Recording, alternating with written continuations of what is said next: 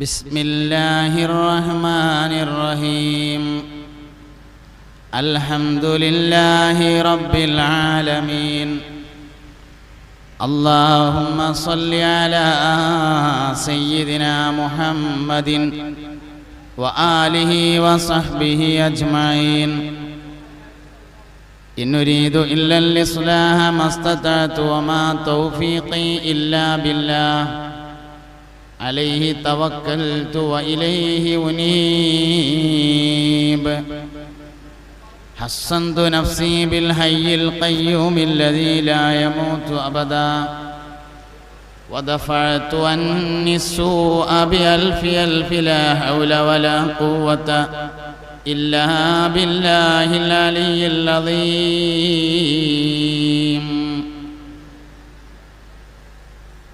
أنت أم أم أبو ما رأينا فيهما مثل حسنك قط يا سيدي خير النبي.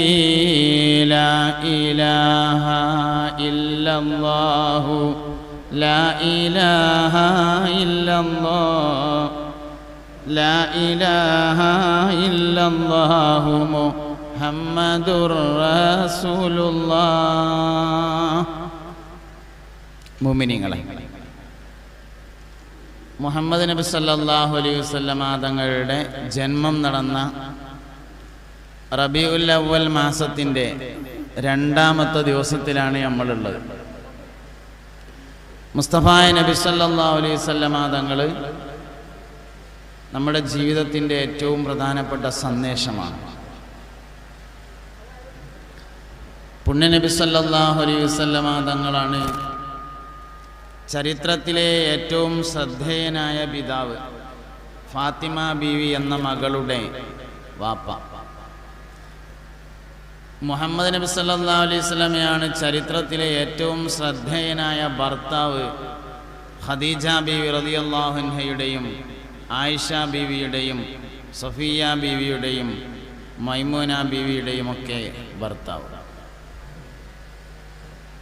വാപ്പാക്ക് വാപ്പയാകാൻ മാത്രമേ കഴിയുള്ളൂ എന്നാണ്. വാപ്പാക്കൊരിക്കലും ഉമ്മയാവാൻ കഴിയില്ല. ഉമ്മാക്ക് ഉമ്മയാവാൻ മാത്രമേ കഴിയുള്ളൂ. ഉമ്മാക്കൊരിക്കലും വാപ്പയാവാൻ കഴിയില്ല. ഇമ്മയും വാപ്പയും കൂടി ഒരാൾക്ക് ആകാൻ കഴിയുമെങ്കിൽ അത് മുഹമ്മദ് നബിക്ക് മാത്രമേ ഉള്ളൂ. അതാണ് അൻത ഉമ്മുൻ അം അബു എന്ന് പറഞ്ഞത്.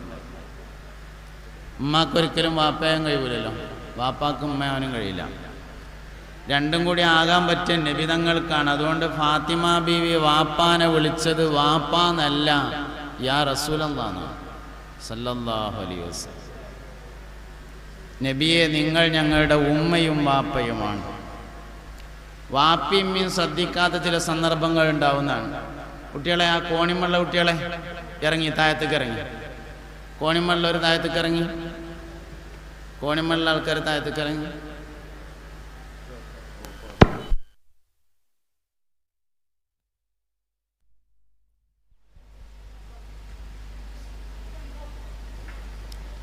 ആ ഗേറ്റ് പറ്റുമെങ്കിൽ അടച്ചാൽ കോണിമാരും കയറണ്ട.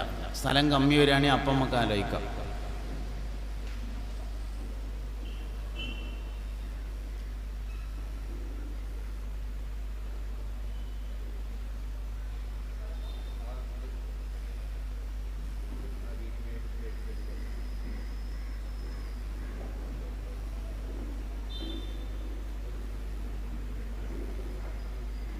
റെഡിയാ?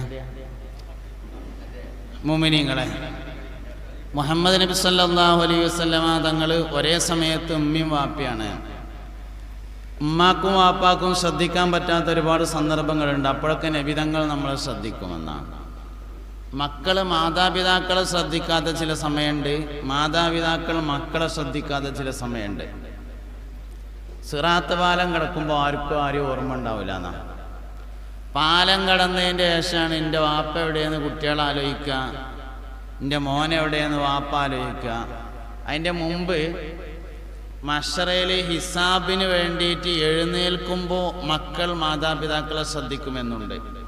മൂത്ത മകൻ ചോദിക്കും, മൂത്ത മകൻ പറയും വാപ്പാട്, വാപ്പ ദുനിയാവിൽ അല്ലാഹു സുബ്ഹാനഹു വ തആല നമ്മളെ ഒന്നാക്കിയതുപോലെ ആഖിറത്തിലും ഒന്നാക്കി തന്നല്ലോ എന്ന് മൂത്ത മകൻ പറയുമെന്നാണ്. അപ്പം മഹ്ശറേന്ന് കാണും, പക്ഷെ പാലം കടക്കുമ്പോൾ ഓർമ്മ ഉണ്ടാവില്ല. പാലം കടന്നതിൻ്റെ ശേഷം പിന്നെ കുട്ടികൾ പടച്ചോൻ്റെ വാപ്പയുടെ വാപ്പിയമ്മീൻ്റെ മക്കളെവിടെ അങ്ങനെ ആലോചിക്കും. എന്നാൽ പാലം കടക്കുമ്പോൾ ഓർമ്മയുള്ള ഏക മനുഷ്യൻ മുഹമ്മദ് നബിയാണ് സല്ലല്ലാഹു അലൈഹി വസല്ലം. സിറാത്ത് എങ്ങനെ നമ്മൾ ചുരുക്കി കൂട്ടിയാലും 50,000 കൊല്ലം ഉണ്ടാവുന്നതാണ്. നരകത്തിലെ ഏറ്റവും ചെറിയ ശിക്ഷ എന്ന് പറയുന്നത് 50,000 വർഷമാണ്. നരകത്തിലെ ഏറ്റവും കുറഞ്ഞ ശിക്ഷ അനുഭവിക്കുന്ന ആൾ 50,000 കൊല്ലം കിടക്കേണ്ടി വരുന്നതാണ്. അപ്പോൾ സിറാത്ത് പാലം അവസാനത്തെ ആളും കയറിയിട്ടുള്ള പാലെടുത്തേക്കുക. അപ്പോൾ ചുരുക്കി കൂട്ടിയാൽ 50,000 കൊല്ലം ഉണ്ടാവും. അവസാനത്തെ മനുഷ്യനും നരകത്തിൽ നിന്ന് കയറുന്നത് വരെ പാലത്തിൻ്റെ അടുത്ത് ഓരോ മനുഷ്യനും കടന്നു പോകുമ്പോൾ അല്ലാഹുമ്മ സല്ലിം, പഠിച്ചോനെ ഓനെ കഴിച്ചിലാക്കുമെന്ന് മുഹമ്മദ് നബി പറയും സല്ലല്ലാഹു. ഒരിക്കൽ ഒരു സഹാബി വര്യൻ പുണ്യനബി സല്ലല്ലാഹു അലൈഹി വസല്ലമ തങ്ങളുടെ ഹദറത്തിൽ വന്നുകൊണ്ട് ചോദിച്ചു, അള്ളാഹുവിൻ്റെ റസൂലേ, എനിക്ക് മഹ്ശറയിൽ വെച്ചുകൊണ്ട് നിങ്ങളെ കണ്ടുമുട്ടണം. അതിനുവേണ്ടി ഞാൻ എവിടെയാണ് അന്വേഷിക്കേണ്ടത് നബിയേ? മഹ്ശറയിൽ നിനക്ക് നിങ്ങളെ കാണണം, പറ്റൂല കാണാതിരിക്കാൻ, അതുകൊണ്ട് ഞാൻ എവിടെ തരാം? നബി തങ്ങൾ പറഞ്ഞു സല്ലല്ലാഹു അലൈഹി വസല്ലം, മഹ്ശറയിലെ നന്മ തിന്മകൾ എഴുതിയ ഏടുകൾ വിതരണം ചെയ്യുന്ന ഒരു സ്ഥലം ഉണ്ടാവും, അവിടെ ഞാൻ ഉണ്ടാവും.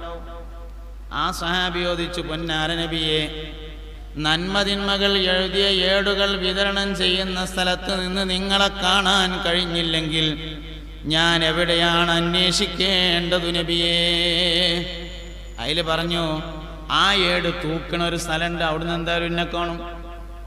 ആ സഹാബി വര്യൻ ചോദിച്ചു, പൊന്നാര നബിയെ, നന്മതിന്മകൾ എഴുതിയ ഏടുകൾ തൂക്കുന്ന മീസാനിൻ്റെ അടുക്കലും നിങ്ങളെ കണ്ടില്ലെങ്കിൽ ഞാൻ എവിടെയാണ് അന്വേഷിക്കേണ്ടത്?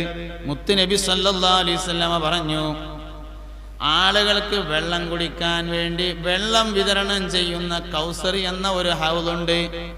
ആ ഹൗദിൻ്റെ അടുക്കൽ വെച്ചുകൊണ്ട് നിങ്ങൾക്ക് എന്നെ കാണാം.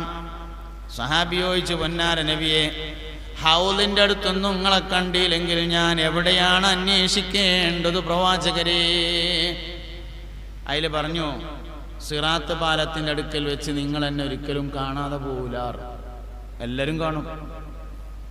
അവസാനത്തെ മനുഷ്യനും പാലം കടക്കുന്നത് വരെ അല്ലാഹുമ്മ സല്ലിം സല്ലിം, പഠിച്ചോനെ ഓനെ രക്ഷപ്പെടുത്ത്, അവനെ കഴിച്ചിലാക്ക് എന്ന് പറഞ്ഞിട്ട് മുസ്തഫായ നബി സല്ലല്ലാഹു അലൈഹി വസല്ലം തങ്ങൾ ഉണ്ടാകുമെന്നാണ്. വാപ്പ നോക്കൂല, ഉമ്മ നോക്കൂല, മക്കള് മാതാപിതാക്കളെ നോക്കൂല, ഒക്കെ പാലം കടന്നതിൻ്റെ ശേഷം ആലോചിക്കും വാപ്പ എവിടെ, ഉമ്മ എവിടെ. പാലം കടക്കുന്നതിന് മുമ്പ് തിരിഞ്ഞു നിൽക്കുന്ന ഏക മനുഷ്യനാണ് മുഹമ്മദ് നബി സല്ലല്ലാഹു അലൈഹി വസല്ലം. സാന്ദർഭികമായി നമുക്ക് അല്പം മദ്ഹുൻ നബി പറഞ്ഞിട്ടേ വിഷയത്തിലേക്ക് വരാൻ പറ്റുള്ളൂ എന്നുള്ളതാണ്. അല്ലെങ്കിൽ അതന്നെയുള്ള വിഷയം എന്ന് പറയുന്നത്. വേറെന്ത് വിഷയ ലോകത്തുള്ള പറഞ്ഞാൽ തീരാത്ത ഒരു വിഷയം മാത്രമേ ഉള്ളൂ, അത് മുഹമ്മദ് നബിയാണ് സല്ലല്ലാഹു അലൈഹി വസല്ലം. എത്ര പറഞ്ഞാലും തീരൂല, എത്ര പറഞ്ഞാലും തീരൂല എന്നാണ്. നബി സല്ലല്ലാഹു അലൈഹി വസല്ലം തങ്ങളെ മനസ്സിലാക്കാൻ വായയിലെ ഉമിനീര് മാത്രം പഠിച്ചാൽ മതി എന്നാണ്. തൊള്ളേതെ തുപ്പലം മാത്രം പഠിച്ചാൽ മതി നബിനെ മനസ്സിലാക്കാൻ, വേറൊന്നും പഠിക്കണ്ട എന്നാണ്. ബഹുമാനപ്പെട്ട ഹബീബുന റസൂലുള്ളാഹി സ്വല്ലല്ലാഹു അലൈഹി വസല്ലം 6-ാമത്തെ വയസ്സിൽ മദീനയിലേക്ക് പോയി ഉമ്മയുടെ കൂടെ. മദീനയിൽ നിന്ന് മടങ്ങി വരുന്ന സമയത്ത് അബവാ എന്ന് പറയുന്ന സ്ഥലത്ത് വെച്ച് ഉമ്മ മരണപ്പെട്ടു. മക്കയിൽ നിന്ന് മദീനയിലേക്ക് ഒട്ടകങ്ങൾ പോകുന്ന റൂട്ടിലാണ് അബവാ എന്ന് പറയുന്ന സ്ഥലമുള്ളത്. നാഷണൽ ഹൈവേയിലല്ല, റോഡല്ല, വണ്ടി പോണ റൂട്ടിലല്ല. അബവാ എന്ന് പറഞ്ഞ സ്ഥലത്ത് വെച്ചിട്ട് മരണപ്പെട്ടു. 6-ാമത്തെ വയസ്സിൽ ഒരു മകന് ഉമ്മാനെ മറവ് ചെയ്യേണ്ടി വരുന്ന അവസ്ഥയെക്കുറിച്ചൊന്ന് ആലോചിച്ചു നോക്കാം. അത് കഴിഞ്ഞിട്ട് മണൽക്കാടുകളിലൂടെയുള്ള യാത്ര, പൊടിപടലങ്ങൾ പറ്റിയിട്ട് നബിതങ്ങൾക്ക് ചെങ്കണ്ണ് രോഗം ബാധിച്ചു, ചോരർക്കം കണ്ണുക്ക്. തിരിച്ചു വന്ന് നോക്കുമ്പോൾ മക്കത്തെത്തിയപ്പോൾ മക്കാർ ആ സമയത്തൊരു യോഗം വിളിച്ചു, രക്ഷിതാക്കളെ മീറ്റിംഗ്. എന്താ മീറ്റിങ്ങിലെ ചർച്ച? വാപ്പിയമ്മില്ലാത്ത കുട്ടിയല്ലേ, നമ്മളങ്ങനെ എന്തേലും കാട്ടിയാൽ പറ്റൂല, ഏറ്റവും കാര്യപ്പെട്ട ഡോക്ടറെ അടുത്ത് കൊണ്ടുപോകണമെന്ന ഓരോ തീരുമാനം. അന്ന് ആ നാട്ടിൽ ഹാരിസ് ബിനു കൽദ എന്ന പേരായിട്ടൊരു വൈദ്യനുണ്ടായിരുന്നു. അയാൾ പൂർവ്വകാലത്ത് ഗ്രീക്കിൽ പോയി വൈദ്യം പഠിച്ചു വന്ന ഒരാളായിരുന്നു. ഏറ്റവും പുരാതനമായ വൈദ്യശാഖയാണ് ഗ്രീക്ക് വൈദ്യം എന്ന് പറയുന്നത്. ഇന്നത്തെ യുനാനിയാണത്, പഴയ ഗ്രീക്ക്. ഗ്രീക്കിൽ പോയി വൈദ്യം പഠിച്ചു വന്ന, ഗ്രീക്ക് വൈദ്യം അറിയാവുന്ന ഹാരിസ് ബിനു കൽദ എന്ന് പറഞ്ഞ ഒരാളുണ്ടായിരുന്നു. ഫേമസ് ആയ ഡോക്ടറാണ്. കാണണമെങ്കിൽ നമ്മളെ ഭാഷയെ പറഞ്ഞാൽ ഒരു മാസം മുമ്പ് ബുക്ക് ചെയ്യണമെന്ന് പറയാം, എന്നാലേ ഇപ്പോൾ സംഗതി മനസ്സിലാവുള്ളൂ. അങ്ങനത്തെ ഡോക്ടറാണ്. അല്ലെങ്കിൽ മെഡിക്കൽ കോളേജാണ് എന്നൊക്കെ പറയാം. റഫറൻസ് ലെറ്ററൊക്കെ ഉണ്ടെങ്കിൽ എടുക്കുള്ളൂ. അതാണ് ഹാരിസ് ബിനു കൽദ. മൂപ്പരടുത്ത് കൊണ്ടുപോകാൻ തീരുമാനിച്ചു. ദണ്ണം ചെങ്കണ്ണാണ് കൊണ്ടുപോണത് വലിയ ഡോക്ടറെ അടുത്തേക്ക്. കാരണം അങ്ങനെ പറ്റുള്ളൂ. വാപ്പിയമ്മയില്ലാത്ത കുട്ടീനെ നമ്മൾ എന്തേലും ചെയ്തു എന്ന് നാട്ടുകാർ പറയില്ലേ. അതുകൊണ്ട് വലിയ ആശുപത്രി തന്നെ കൊണ്ടുപോകാൻ തീരുമാനിച്ചു. ഹാരിസ് ബിനു കൽദയുടെ അടുക്കൽ കൊണ്ടുചെന്നു. മുസ്തഫായ നബി സല്ലല്ലാഹു അലൈഹി വസല്ലമ തങ്ങളെ വൈദ്യൻ ഒരു ഉയരത്തിങ്ങനെ കയറ്റി നിർത്തി. തല മുതൽ കാല് വരെ മൊത്തത്തിൽ ഇങ്ങനെ പരിശോധിച്ചു. അവസാനം കുട്ടിയുടെ വായയിൽ നിന്ന് ഉമിനീരെടുത്തുകൊണ്ട് കണ്ണിൽ തേച്ച് കൊടുത്തതോടുകൂടി ചെങ്കണ്ണ് മാറി. നബി തങ്ങളെ മനസ്സിലാക്കാൻ തോനൊന്നും വേണ്ട, തൊള്ളേത്ത് തുപ്പല മാത്രം തിരിച്ചറിഞ്ഞാൽ മതി. ബാക്കിയുള്ളവർക്കവിടെ നിൽക്കട്ടെ. 53-ാമത്തെ വയസ്സിൽ മക്കയിൽ നിന്ന് മദീനയിലേക്ക് ഹിജ്റ പോകുന്നു. കൂടെ ബഹുമാനപ്പെട്ട സയ്യിദുനാ സിദ്ദീഖുൽ അക്ബർ റളിയല്ലാഹു അൻഹു ഉണ്ട്. സൗരപർവ്വതത്തിന്റെ ഗുഹയിൽ അവർ അഭയം പ്രാപിച്ചു. ഗുഹയിലേക്ക് കയറാൻ സമയത്ത് സിദ്ദീഖ് തങ്ങൾക്ക് തോന്നി, ഗുഹയിൽ വല്ല സർപ്പങ്ങളോ തേളുകളോ ഇഴജന്തുക്കളോ ക്ഷുദ്രജീവികളോ വിഷ ഉള്ള വസ്തുക്കളോ ഉണ്ടെങ്കിൽ നബി തങ്ങളെ കടിക്കാൻ ഇടവന്നാൽ പിന്നെ സിദ്ദീഖ് എന്തിനാ ജീവിച്ചിരിക്കണത് എന്ന് തോന്നി. അതുകൊണ്ട് നബി ഞങ്ങളിവിടെ നിൽക്കി, ഞാനൊന്ന് പോയി നോക്കട്ടെ പറഞ്ഞു. അങ്ങനെ മൂപ്പരാദ്യം ഗുഹയിൽ കയറി. കയ്യിലുണ്ടായിരുന്ന തുണി കൊണ്ട് കീറിയെടുത്ത് ഗുഹക്കകത്തെ എല്ലാ മാളങ്ങളും അടച്ചു. അവസാനം ഒരു പൊത്ത് ബാക്കിയായപ്പോ കാലിന്റെ പെരുവിരൽ അതിലേക്ക് തിരികെ വെച്ചിട്ട് നബി തങ്ങളെ വിളിച്ചു. നബി അങ്ങോട്ട് വരികയായിരുന്നു. വിളിച്ചു. ക്ഷീണം കൊണ്ട്, ദിവസങ്ങളോളം ഉറങ്ങാത്തത് കൊണ്ട്, ഭക്ഷണം കഴിക്കാത്തത് കൊണ്ട് ആകെ തളർന്നു പോയ പുന്നാര നബി സല്ലല്ലാഹു അലൈഹി വസല്ലമ തങ്ങള് സിദ്ദീഖിന്റെ മടിയിൽ തലവെച്ച് കിടന്നപ്പോ അറിയാതെ ഉറങ്ങിപ്പോയി. അള്ളാന്റെ റസൂലിനെ കാണണമെന്ന് കരുതി വന്ന സർപ്പം എല്ലാ ഓട്ടന്റെ അടുത്തും പോയി നോക്കുമ്പോ അടച്ചിട്ടുണ്ട്. അവസാനം ഒരു ദ്വാരം കണ്ടപ്പോ അതിൽ കാലിന്റെ പെരുവിരൽ കണ്ടപ്പോ ശക്തമായി ആഞ്ഞുകൊത്തി. സിദ്ദീഖ് കാലെടുത്തില്ല. വേദന ശക്തമായപ്പോ അറിയാതെ കണ്ണിൽ നിന്ന് ഇറ്റി വീണ 2 ഇറ്റ് കണ്ണുനീര് മുസ്തഫായ നബി തങ്ങളുടെ പൂമുഖത്ത് വീണപ്പോ അള്ളാന്റെ റസൂല് ഞെട്ടി ഉണർന്നുകൊണ്ട് ചോദിച്ചു, മാലക്കയാ സിദ്ദീഖ്, സിദ്ദീഖ് എന്ത് പറ്റിയെന്ന് ചോദിച്ചു. കാലുമ പാമ്പ് പിടിച്ചു എന്ന് പറഞ്ഞു. ശറഫാക്കപ്പെട്ട ഉമിനീരെടുത്തിട്ട് ഒന്ന് തേച്ചു കൊടുത്തു, മാറി. നബി തങ്ങളെ പഠിക്കാന് തൊള്ളേത് തുപ്പലം പഠിച്ചാൽ മതി. എത്ര സംഭവം. ഒരിക്കൽ ഫാത്തിമ ബീവി റളിയല്ലാഹു അൻഹയുടെ വീട്ടിൽ ചെന്നു. ഫാത്തിമ ബീവി റളിയല്ലാഹു അൻഹയോട് ചോദിച്ചു, മോളെ ഭക്ഷണം വല്ലതും കഴിച്ചോ? മോള് പറഞ്ഞു, വാപ്പാ ഭക്ഷണം ഒന്നും കഴിച്ചിട്ടില്ല എന്ന് പറഞ്ഞു. ഇവിടെ ഒന്നുമില്ല. നബി തങ്ങളുടെ കീശയാണെങ്കിൽ കാലിയാണ്, ഒന്നും എടുത്തുകൊടുക്കാനില്ല. എന്ത് ചെയ്യണമെന്നറിയാതെ മാനസിക വിഷമത്തിലായി. വല്ല ജോലിയും ചെയ്ത് ഫാത്തിമാക്ക് എന്തെങ്കിലും കൊടുക്കാമെന്ന് തീരുമാനിച്ച് അവിടുന്ന് ഇറങ്ങി. കുറെ വീട്ടുകൾ കൂടെ ഇങ്ങനെ കയറി ഇറങ്ങി. ഇവിടെ വല്ല ജോലി ഉണ്ടോന്ന് ചോദിച്ചു. ആരും ഒരു ജോലിയില്ല. അവസാനം ഒരു ജൂതന്റെ പേരയിലെത്തി. ഇവിടെ എന്തെങ്കിലും ജോലി ഉണ്ടോ ചോദിച്ചു. ഉണ്ട് പറഞ്ഞു. എന്താ ചോദിച്ചു. വെള്ളം കോരലാണ് പറഞ്ഞു. വെള്ളം കോരലാണ് എന്ന് പറഞ്ഞു. ഒരു ബക്കറ്റ് വെള്ളം കോരിയാൽ ഒരു കാരക്ക തരാം, അതാണ് കൂലി. ഭയങ്കര ആഴമുള്ള കിണർ, ആഴമേറിയ കിണറാണ്. ഒരു ബക്കറ്റ് വെള്ളം കോരിയാൽ ഒരു കാരക്ക തരാമെന്ന് പറഞ്ഞു. വെള്ളം കോരാൻ നിന്നു. 14 ബക്കറ്റ് വെള്ളം കോരിയപ്പോ കയറ് പൊട്ടിയിട്ട് ബക്കറ്റ് താഴേക്ക് വീണു. ജൂതന് ദേഷ്യം വന്നു. കാരണം ഈ കിണറ്റിക്ക് ഇറങ്ങാൻ ഒരു മനുഷ്യനെ കിട്ടൂല, ആയാതി ആഴമുള്ള കിണറാണ്. അയാൾക്ക് ദേഷ്യം വന്ന അയാളോട് വന്നാണ്ട് നബി തങ്ങളെ ഒരൊറ്റ അടിയാണ് കൊടുത്തു മോത്ത്. എന്നിട്ട് അയാൾ അങ്ങാടിക്ക് പോയി കിണറ്റിലിറങ്ങാൻ പറ്റിയ ആരെങ്കിലും കിട്ടുമോ നോക്കാൻ വേണ്ടിയിട്ട്. അങ്ങാടി പോയിട്ട് ആ കിണറാ ഞങ്ങൾ വരില്ലായിരുന്നു, യൂണിയൻകാരെല്ലാവരും ഒറ്റൊന്നും വന്നില്ല. കുറേ യൂണിയൻകാരുണ്ടായിരുന്നു, ഒറ്റൊന്നും വന്നില്ല. കാരണം അത്രയും ആഴമുള്ള കിണറാണ്. മൂപ്പര് ദേഷ്യം പിന്നെയും കൂടിയിട്ട് ഇങ്ങോട്ട് തന്നെ വരികയാണ്. വന്നോക്കുമ്പോണ്ട് ബക്കറ്റ് കരക്കങ്ങനെ കിടക്കണം. അത് മൂപ്പരിങ്ങനെ ആലോചിച്ചു. അപ്പൊ ആ വന്നത് ആരായിരുന്നു? പറഞ്ഞിട്ട് നോക്കുമ്പോൾ മുഹമ്മദ് ആവാനുള്ള സാധ്യത ഉണ്ട്. ലക്ഷണമൊക്കെ നോക്കുമ്പോൾ ആലോചിക്കണോടത്തോളം ഉറപ്പായി വന്നത് മുഹമ്മദാണ് എന്ന് സല്ലല്ലാഹു അലൈഹി വസല്ലം.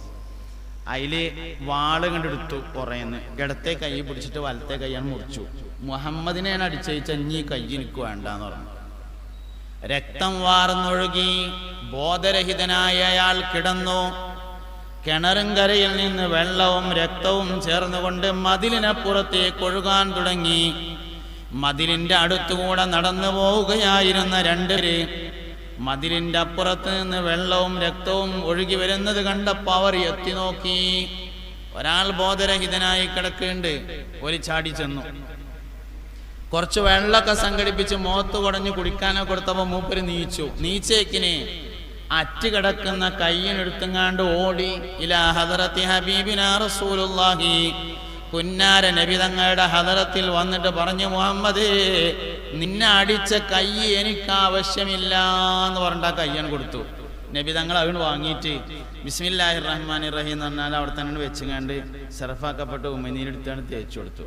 അത് മാത്രം പഠിച്ചാൽ മതി, എന്നാൽ തന്നെ തിരിയും സംഗതി. പക്ഷെ അതിന് ഒരു ഇത് മാത്രമേ ഉള്ളൂ, സുന്നി ആവണം, എന്നാലേ പഠിക്കുള്ളൂ, അല്ലെങ്കിൽ പഠിക്കൂല. അല്ലെങ്കിൽ ഇപ്പം എന്താ അത് മാത്രം പഠിക്കാനുള്ളതെന്ന് തോന്നും. എന്താ ഈ തുപ്പലൊക്കെ എത്രത്തോളം പഠിക്കാനുള്ളതെന്ന് തോന്നും. അത് പഠിക്കാൻ പറ്റണമെങ്കിൽ സുന്നി ആയാലേ പറ്റുള്ളൂ, അല്ലെങ്കിൽ ഒരിക്കലും നടക്കില്ല. വായയിലെ ഉമിനീര് മാത്രം പഠിച്ചാൽ മതി. ഖൈബർ യുദ്ധം നടന്നുകൊണ്ടിരിക്കുകയാണ്.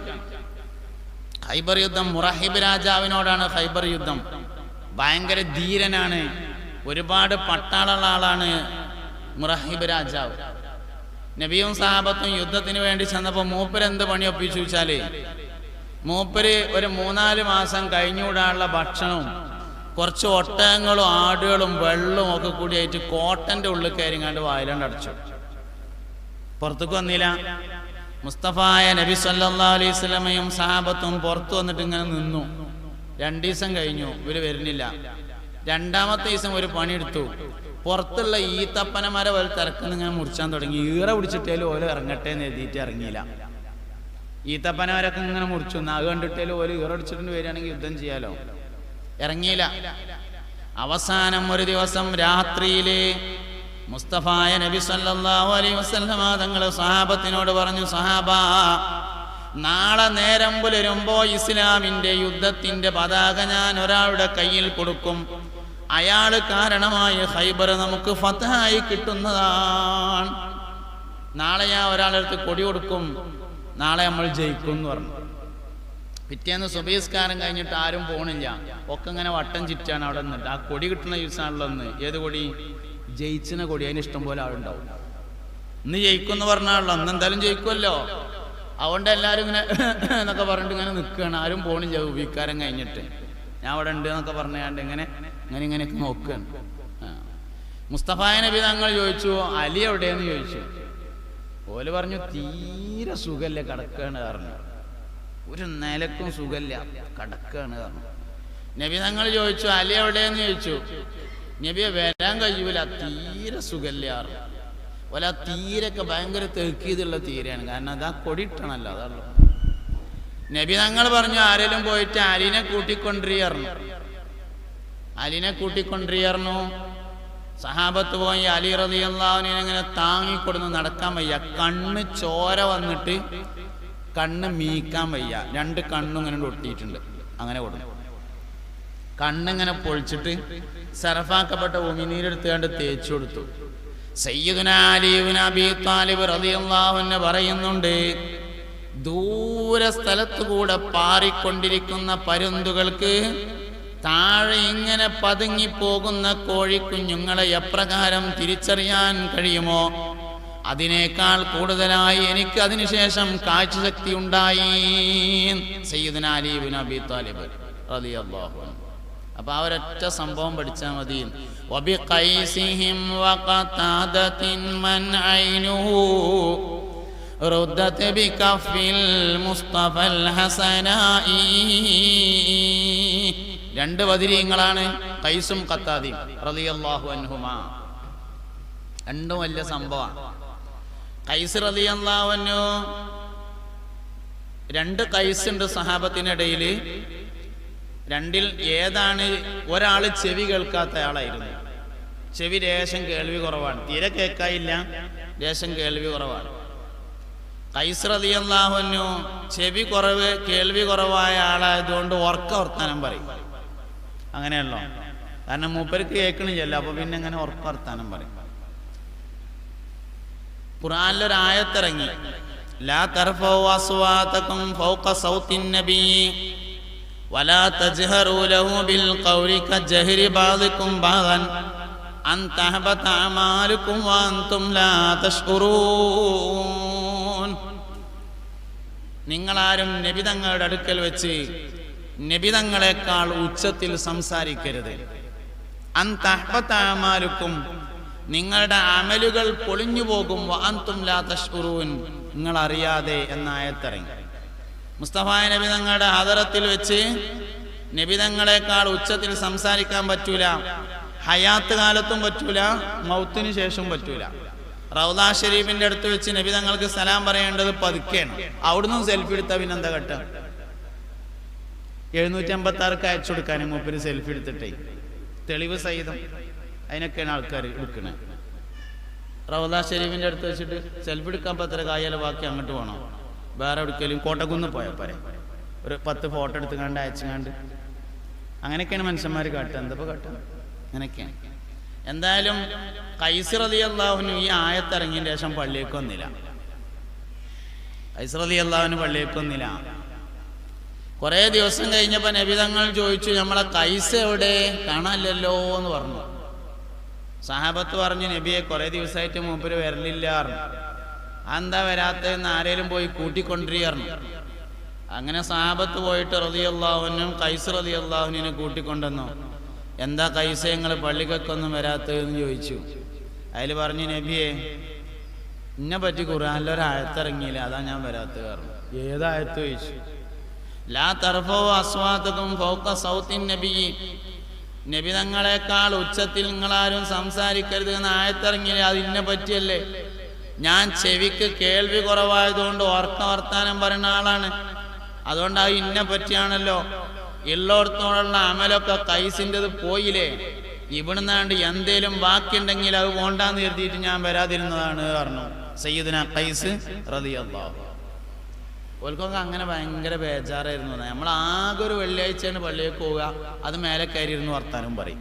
അങ്ങനെയാണ്. അല്ലാത്ത ദിവസം അങ്ങോട്ട് ഇല്ല തന്നെ. മേലെ കയറിയിരുന്ന് വർത്താനം പറയാന്ന് പറയുമ്പോൾ ചിരിച്ചണ്ട, കമ്മിറ്റിക്കാർ ഹൗലും കരക്കൊന്നും ഒച്ചടാൻ പാടില്ല. വെള്ളിയാഴ്ചത്തെ ചുമ്മാ ഒച്ചടാനുള്ള ദിവസമൊന്നുമല്ല. നമുക്കൊരു വെള്ളിയാഴ്ചൻ്റെ ഫീലിങ്ങിന് കിട്ടണമെങ്കിൽ 4 ഒച്ചാണ്ട് ഇടണം. അപ്പോളെ അത് അങ്ങോട്ട് പോകുമ്പോൾ പറ്റിയില്ലെങ്കിൽ ഇങ്ങോട്ട് വരുമ്പോൾ ഒച്ചടും. അതാണ് നമ്മളെ പരിപാടി. ഒച്ചടൽ വലിയൊരു നിലവാരമൊന്നുമല്ല. ഒരു മനുഷ്യന് ശബ്ദമില്ലാതെ എങ്ങനെയും പറയാൻ പറ്റുമെങ്കിൽ അതാണ് ഏറ്റവും വലിയ നിലവാരം എന്ന് പറയുന്നത്. അപ്പോൾ ഖൈസിന് പേടിയായി, മൂപ്പരെ പറ്റിയിട്ടാണോ എന്നാണ് തോന്നിയത്. പള്ളിക്കൊന്നില്ല. അപ്പം നബിതങ്ങൾ പറഞ്ഞു, ഖൈസേ നിങ്ങൾക്ക് ദണ്ണായതുകൊണ്ടല്ലേ, ആ ആയത്ത് നിങ്ങളെ പറ്റിയിട്ടൊന്നുമല്ല, നിങ്ങൾ വന്നോളിയായിരുന്നു. അതിൻ്റെ ശേഷം ഖൈസ് റളിയല്ലാഹു അൻഹു പള്ളിയിൽ വരാൻ തുടങ്ങി. ഖത്താദ റളിയല്ലാഹു അൻഹു വേറൊരു സംഭവമാണ്. സയ്യിദുനാ ഖത്താദ റളിയല്ലാഹു അൻഹു കല്യാണം കഴിച്ചു, പെണ്ണെട്ടി. ആദ്യ രാത്രി വീട് കൂടുന്നതിൻ്റെ മുമ്പ് പള്ളിയിൽ നിന്ന് യുദ്ധത്തിനുള്ള വിളിയാളമുണ്ടായി. ഹയ്യാലൽ ജിഹാദ്, യുദ്ധത്തിലേക്ക് വരൂ എന്ന് പള്ളിക്കന്ന് ഇങ്ങനെ വിളിച്ചു. ആ സമയത്ത് ഖത്താദ റളിയല്ലാഹു അൻഹു വാളെടുത്തിട്ട് ഭാര്യയോട് പറഞ്ഞു, ഞാനിപ്പോൾ വരാം, പള്ളിക്കന്ന് യുദ്ധത്തിന് പോകാനുള്ള വിളിയുണ്ട് പറഞ്ഞു. അസ്സലാമു അലൈക്കും എന്നാണ് മൂപ്പര് ഇറങ്ങി യുദ്ധത്തിന് പോയി. നബി സല്ലല്ലാഹു അലൈഹി വസല്ലമ തങ്ങൾ ഇങ്ങനെ ഒരു ഉയരമുള്ള സ്ഥലത്ത് ഇരിക്കുകയാണ്. അപ്പോൾ യുദ്ധത്തിൽ പ്രധാനമായും നടന്നത് അമ്പെയ്ത്തായിരുന്നു. അമ്പെയ്യാണ് നടക്കുന്നത്. ഇതിങ്ങനെ കണ്ടു നിന്ന ഖത്താദ റളിയല്ലാഹു അൻഹു തോന്നി, ആരെങ്കിലും ദൂരെ നിന്ന് നല്ല ഉന്നുള്ള ഒരാൾ അമ്പെയ്തിട്ട് മുസ്തഫ നബി സല്ലല്ലാഹു അലൈഹി വസല്ലം തങ്ങളുടെ ശരീരത്തിലെങ്ങാനും അത് കൊണ്ടാലേ പിന്നെ എന്തിനാ ഈ കത്താതെ ജീവിച്ചിരിക്കണത്? അതുകൊണ്ടൊരു കാര്യം ചെയ്യാം. നബി തങ്ങൾ ഇങ്ങനെ ഇരിക്കണതിൻ്റെ മുന്നിൽ ഖത്താദ റളിയല്ലാഹു അൻഹു മറയായിട്ട് ഇങ്ങനെ നിന്നു. കൊള്ളുകയാണെങ്കിൽ എനിക്ക് കൊണ്ടോട്ടെ എന്ന് എഴുതിയിട്ട് ഇങ്ങനെ നിന്നു. കൊണ്ടത് ഖത്താദ റളിയല്ലാഹു അൻഹുവിൻ്റെ കണ്ണിലായിരുന്നു. കണ്ണിൽ അമ്പ് വന്ന തറച്ചേക്കിന് ആ അമ്പ് പറിച്ചിങ്ങനെ എടുത്തപ്പോൾ അതിൻ്റെ ഒപ്പം കണ്ണുകൊണ്ട് പോന്നു. ആ കണ്ണിങ്ങനെ കയ്യെ പിടിച്ചിട്ട് നബിൻ്റെ അടുത്ത് ഇങ്ങനെ തിരിഞ്ഞിട്ട് പറഞ്ഞു, പൊന്നാര നബിയെ, ഞാൻ പുതിയ പെണ്ണെട്ടിയതാണ്. എൻ്റെ ഭാര്യയോടൊപ്പം ആദ്യ രാത്രി കഴിഞ്ഞിട്ടില്ല നബിയെ. എങ്ങനെ ഞാൻ കണ്ണില്ലാതെ പെരേക്ക് പോകുക? എനിക്ക് എൻ്റെ കണ്ണ് മടക്കി തരണം നബിയേ, എനിക്കെൻ്റെ കണ്ണിന് തിരിച്ചു കിട്ടണം എന്ന് പറഞ്ഞു. മുസ്തഫ നബി തങ്ങൾ പറഞ്ഞു, ഇതൊക്കെ തിരിയാൻ ഞാൻ നേരത്തെ പറഞ്ഞ ആൾക്കാർക്ക് മാത്രമേ ഉള്ളൂ കേട്ടോ. അതിൻ്റെ ഇടയിൽ ഇങ്ങനെ പറയണം. എന്താ വെച്ചാൽ ഇപ്പോൾ പറയേണ്ട ഒരു കാലമാണെന്ന് തോന്നുന്നുണ്ട്, അതുകൊണ്ട് പറയണം. ഇതൊക്കെ മനസ്സിലാണെങ്കിൽ നേരത്തെ പറഞ്ഞ ആരാ നിങ്ങൾക്ക് ഓർമ്മ ഉണ്ടാവും. ഓർക്ക് ഇനിയിപ്പോൾ ഞാൻ ഇടയ്ക്കിടയ്ക്ക് ഇങ്ങനെ പറയേണ്ട വെച്ചിട്ടാണ്, ഓർക്ക് ഇതൊക്കെ മനസ്സിലാവുള്ളൂ. അല്ലെങ്കിൽ അങ്ങനെ നബിനോട് കണ്ണ് മടക്കി തരാനൊക്കെ പറയാൻ പറ്റുമെന്ന് തോന്നും. എന്തായാലും ഖത്താദ പറഞ്ഞു, എനിക്കിതിന് തരണം എന്ന് പറഞ്ഞു. മുസ്തഫ നബി തങ്ങൾ പറഞ്ഞു, ഖത്താദ, നിങ്ങൾക്ക് ഈ ഒരു കണ്ണിന് പകരമായി നാളെ സ്വർഗത്തിൽ 2 കണ്ണ് തന്നാൽ പോരെയോ ഖത്താദ? സ്വർഗത്തിൽ 2 കണ്ണ് തരിക എന്ന് പറഞ്ഞാൽ സ്വർഗത്തിലാക്കുക എന്നാണ്. കാരണം കണ്ണ് മാത്രം സ്വർഗത്തിലും ബാക്കി വേറെ എവിടെയും ഉണ്ടാവില്ലല്ലോ. നെരിയാണിക്ക് താഴെ അഹങ്കാരിയായി വസ്ത്രം വലിച്ചിഴച്ച് നടക്കുന്നവന്റെ വസ്ത്രം നരകത്തിലാണ് പറഞ്ഞാൽ ഓൻ പിന്നെ എവിടേക്കാരം? ഓ നരകത്തിൽ തന്നെയാണ്. അതാണ് ആ പറഞ്ഞതിന്റെ അർത്ഥം. അപ്പൊ ഇതിന് പകരം 2 കണ്ണ് സ്വർഗത്തിൽ തന്നാ പോരേ എന്ന് ചോദിച്ചു. സയ്യിദുനാ ഖത്താദ റളിയല്ലാഹു അൻഹു പറഞ്ഞു, പൊന്നാര നബിയെ, എനിക്ക് ഈ കണ്ണ് ഇവിടെ നിന്ന് മടക്കി തരണം, അല്ലാതെ വീട്ടിലേക്ക് പോകാൻ കഴിയില്ല നബിയേ. പിന്നെ നിങ്ങളിപ്പോൾ 2 കണ്ണ് സ്വർഗത്തിൽ തരാന്ന് പറഞ്ഞില്ലേ, എനിക്ക് വേറെയും തരണം എന്ന് പറഞ്ഞു. അപ്പൊ നിങ്ങൾ എന്തായാലും തരാന്ന് ഉറപ്പിച്ചാണല്ലോ, അതെനിക്ക് വേറെ തരണം, ഈ കണ്ണ് ഇവിടുന്ന് തന്നെ തരുമാണെന്ന് പറഞ്ഞു സയ്യിദുനാ ഖത്താദ റളിയല്ലാഹു അൻഹു. ആ കണ്ണിനെടുത്തുങ്ങാണ്ട് ബിസ്മില്ലാഹിർ റഹ്മാനിർ റഹീം എന്ന് പറഞ്ഞാണ്ട് ആ പഴയ സ്ഥലത്താണ് വെച്ചിട്ട് ഷറഫാക്കപ്പെട്ട ഉമിനീരെടുത്താണ്ടാണ് തേച്ചു കൊടുത്തു. ഖത്താദ റളിയല്ലാഹു അൻഹു പറയുന്നുണ്ട്, എനിക്ക് ആ കണ്ണിന് പിന്നെ ചെങ്കണ്ണ് പോലും ബാധിച്ചിട്ടില്ല. വബിഖൈസിഹിം വഖതാദതിൻ മൻ അഹിനുഹു റുദ്ദത് ബികഫിൽ മുസ്തഫൽ ഹസനായി. സയ്യിദുനാ ഖത്താദ റളിയല്ലാഹു അൻഹു. അപ്പോൾ മുസ്തഫ നബി സല്ലല്ലാഹു അലൈഹി വസല്ലം തങ്ങളാണ് നമ്മുടെ എല്ലാ ജീവിതത്തിൻ്റെയും മാതൃക. കുടുംബജീവിതത്തിനും അങ്ങനെ തന്നെയാണ്, മക്കളെ നോക്കണേലും അങ്ങനെ തന്നെയാണ്. എത്രത്തോളം ആവാൻ പാടില്ല, 2 നബി തങ്ങളിൽ നിന്ന് കിട്ടും. എത്ര ആവാൻ പറ്റുമെന്ന് കിട്ടും. സയ്യിദത്തുനാ ഫാത്തിമ റളിയല്ലാഹു അൻഹയുടെയും മുസ്തഫായ നബി സല്ലല്ലാഹു അലൈഹി വസല്ലം തങ്ങളുടെയും ചരിത്രം പരിശോധിച്ചാൽ എത്രത്തോളം ആവാം എന്ന് കിട്ടും, എത്ര ആവാൻ പാടില്ല എന്നും കിട്ടുന്നതാണ്. ഫാത്തിമ എൻ്റെ കരളിൻ്റെ കഷ്ണാണ് എന്ന് ഹബീബുനാ റസൂലുള്ളാഹി സല്ലല്ലാഹു അലൈഹി വസല്ലം പറഞ്ഞു. അത്രത്തോളം ആവാം, അങ്ങനെ പറ്റും. അതുകൊണ്ടുള്ള പറഞ്ഞത് ഫാത്തിമ എൻ്റെ കരളിൻ്റെ കഷ്ണാണ്. ഫാത്തിമത്തു ബിൽഗത്തും മിന്നി എന്നും വന്നിട്ടുണ്ട്, ഫാത്തിമത്തു ഖിത്അത്തു കബിദി എന്നും വന്നിട്ടുണ്ട്.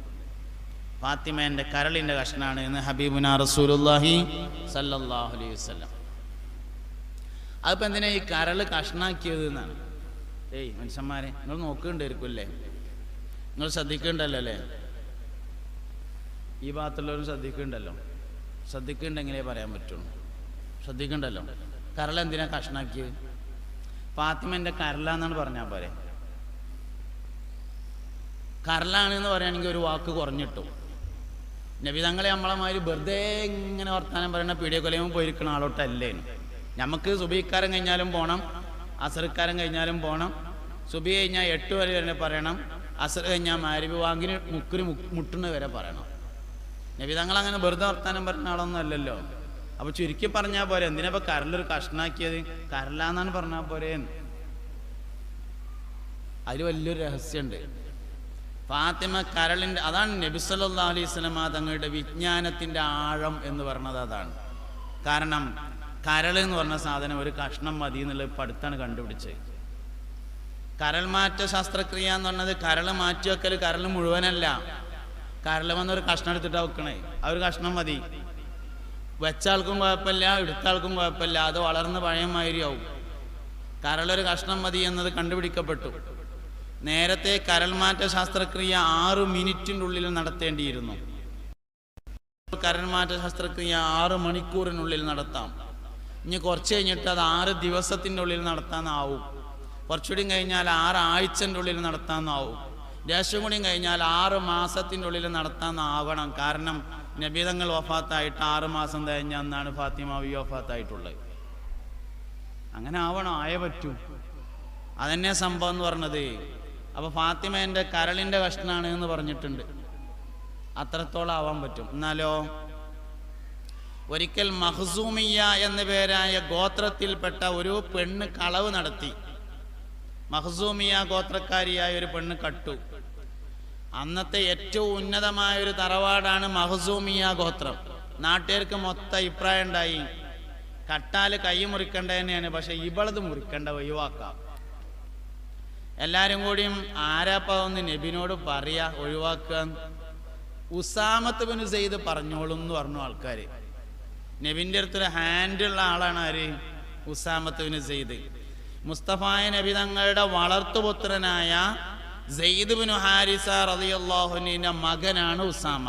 നബി തങ്ങളെ മടിയിലിരുന്ന് വളർന്ന ആളാണ്. അതുകൊണ്ട് ഒരു ഹാൻഡ് ഉണ്ട്. മൂപ്പര് പറഞ്ഞോളും. മൂപ്പർക്കും തോന്നി ഞാൻ പറഞ്ഞാൽ ചിലപ്പോൾ നടക്കുന്ന്. അങ്ങനെ പറയാൻ പോയി. നബിയെ, സംഗതി ശരിയാണ്, കട്ടാൽ കൈമുറിക്കണം എന്നാണ്. ഇത് നമ്മളെ നാട്ടിലെ ഉന്നത തറവാട്ടിൽപ്പെട്ട ഒരു പെണ്ണിനാണ് അബദ്ധം പറ്റിയത്. അതാണ്ട് ഒഴിവായിക്കൂടെ എന്ന് ചോദിച്ചപ്പോൾ പറഞ്ഞു,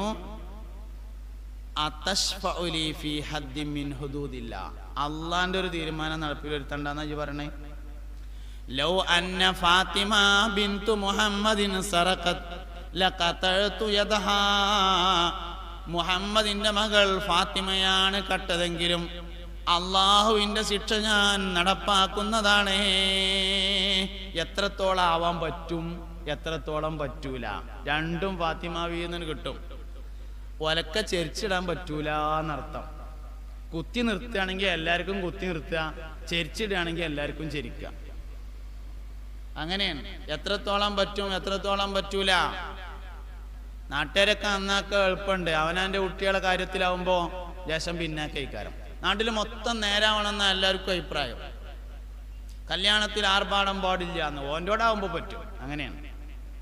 എന്നാലൊരു ദിവസം ഞാൻ ബസ്സിൽ ഇങ്ങനെ പോകുമ്പോൾ ഒരാളിങ്ങനെ അടുത്ത് വന്നിരുന്നു. എവിടുത്തെ ഒരു കമ്മിറ്റിക്കാരനാണ് അടുത്ത് വന്നിരുന്നു. ഇത് കമ്മിറ്റിക്കാരെ കുറ്റം പറയാനുള്ള പരിപാടിയൊന്നും അല്ല കേട്ടോ. വിഷയം മനസ്സിലാക്കണമെങ്കിൽ അത് പറയണം, അതിന് വേണ്ടിയിട്ടാണ്. ഒരാൾ വന്നിരുന്നിട്ട് മൂപ്പരിങ്ങനെ വർത്താനം തുടങ്ങി. ഉസ്താദ് എവിടെ ഇപ്പോൾ ജോലി എന്ന് ചോദിച്ചു. ഞാൻ ഇന്ന സ്ഥലത്താണെന്ന് പറഞ്ഞു. ദർസുണ്ടോ ചോദിച്ചു.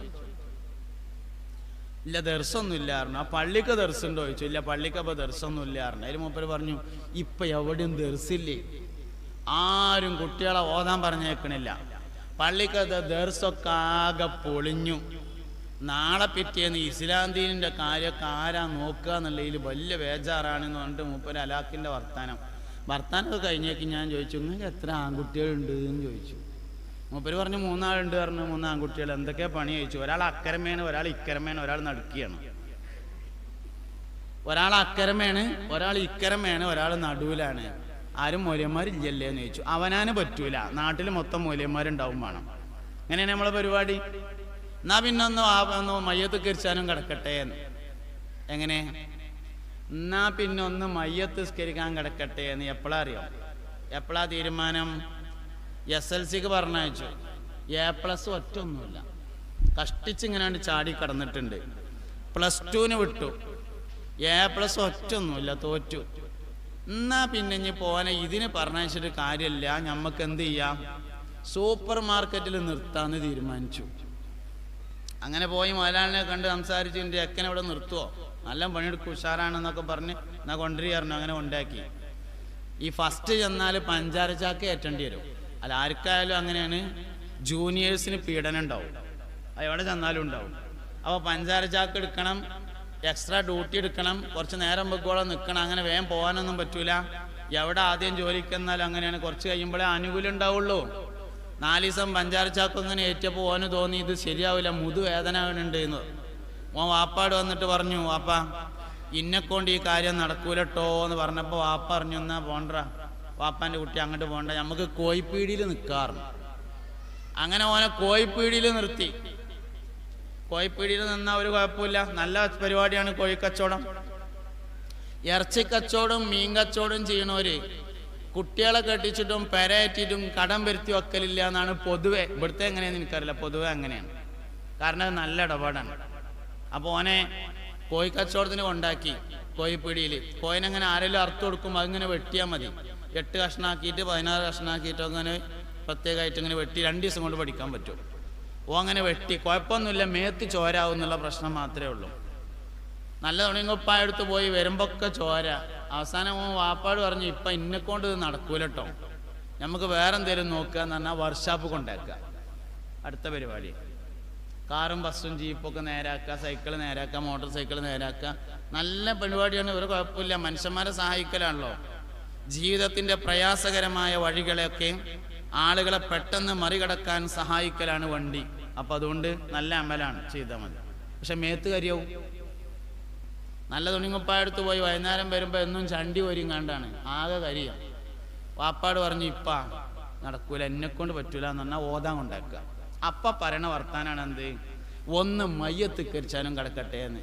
ഈ പിന്നെ +2 തോറ്റ ഓന എനിക്ക് മയ്യത്ത് കരിച്ചുണ്ട്, ആ തീരുമാനം ആദ്യം എടുത്തൂടെ. മൂത്തത് ആൺകുട്ടിയായിരുന്നു, എന്നാൽ അത് മയ്യത്ത് കരിച്ചാനായിക്കോട്ടെ.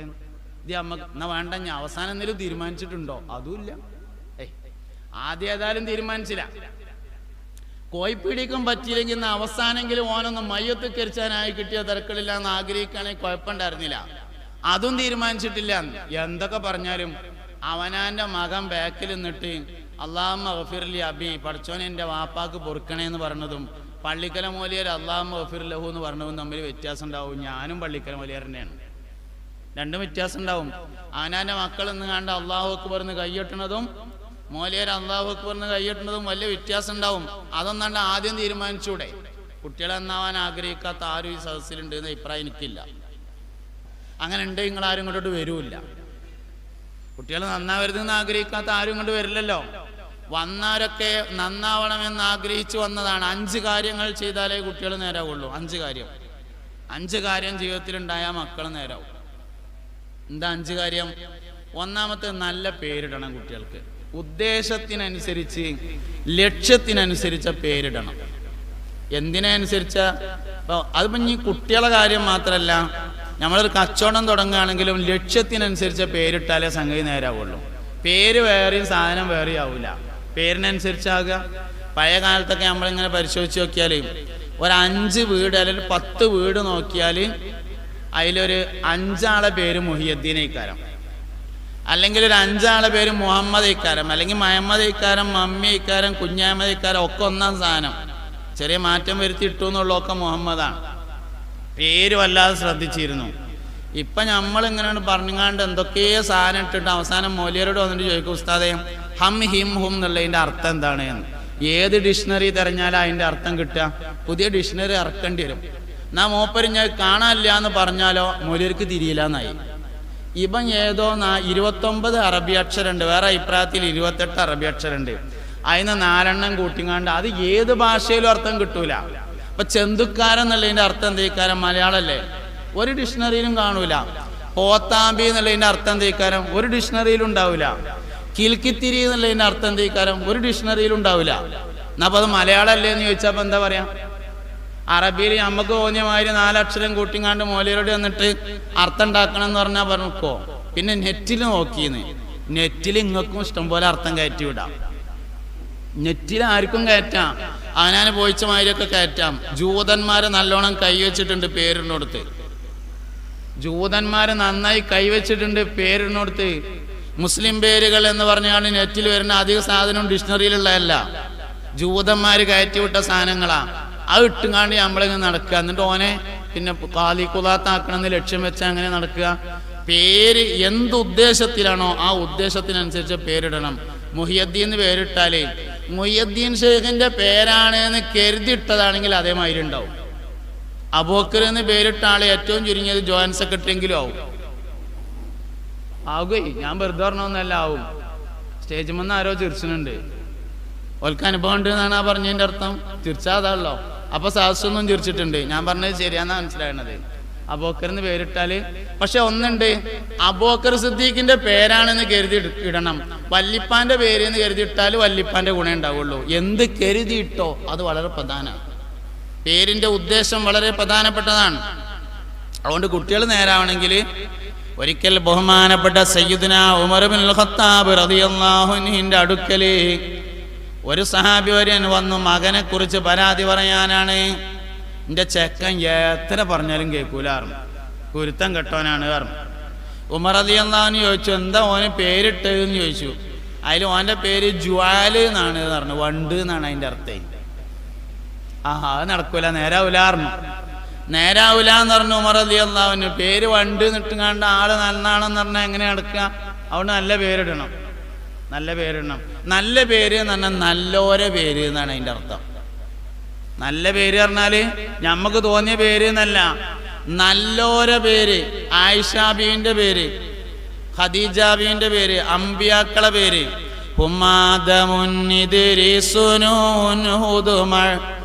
സാലിഹ് വ ഇബ്രാഹിം കുല്ലും മുത്തബഅ ലൂത്തും വ ഇസ്മാഈലു ഇസ്ഹാഖുൻ കദാ യാഖൂബു യൂസുഫ് വ അയ്യൂബ് തദാ.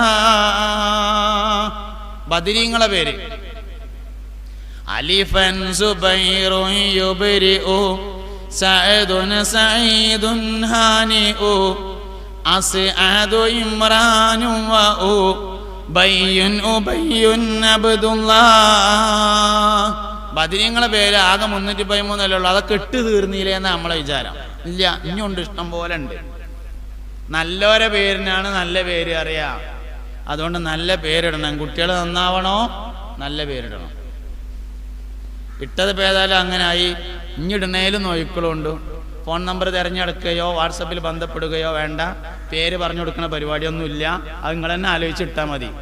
ഇത് പറയുമ്പോഴൊരു കുഴപ്പം എന്താ? അടുത്തത് പിന്നെ ഉസ്താദെ സംഗതി പെണ്ണ് പ്രസവിച്ചിട്ടുണ്ട്, എന്താ പേരിടുക എന്ന് ചോദിച്ചാണ്ട് നമുക്കിവിടെ പേര് പറഞ്ഞു കൊടുക്കുന്ന പരിപാടിയൊന്നുമില്ല. നിങ്ങൾ തന്നെ നന്നായി ആലോചിച്ചിട്ടാണ് ഇട്ടാളി. നല്ലവരെ പേരിനാണ് നല്ല പേര് എന്ന് പറയാ. 4 നല്ല മനുഷ്യന്മാരെ പറ്റിയിട്ട് എല്ലാ വെള്ളിയാഴ്ചയും പറയും. എല്ലാ വെള്ളിയാഴ്ച നമ്മൾ ജുമഅക്ക് എന്നാലും 4 നല്ല മനുഷ്യന്മാരെ പറ്റി പറയും. സയ്യിദുനാ അബൂബക്കർ സിദ്ദീഖ്, സയ്യിദുനാ ഉമർ ഇബ്നുൽ ഖത്താബ്, സയ്യിദുനാ ഉസ്മാൻ ഇബ്നു അഫ്ഫാൻ, സയ്യിദുനാ അലി ഇബ്നു അബീ ത്വാലിബ് റളിയല്ലാഹു അൻഹു. അതുകൊണ്ട് നല്ല പേരിടുക. ഒന്നാമത്തെ കാര്യം അതാണ്, നല്ല പേരിടുക. രണ്ടാമത്തെ കാര്യം എന്താ വെച്ചാൽ ആഗ്രഹിച്ച് കിട്ടിയതായിരിക്കണം എന്നതാണ് കുട്ടികൾ നന്നാവാനുള്ള മാനദണ്ഡം.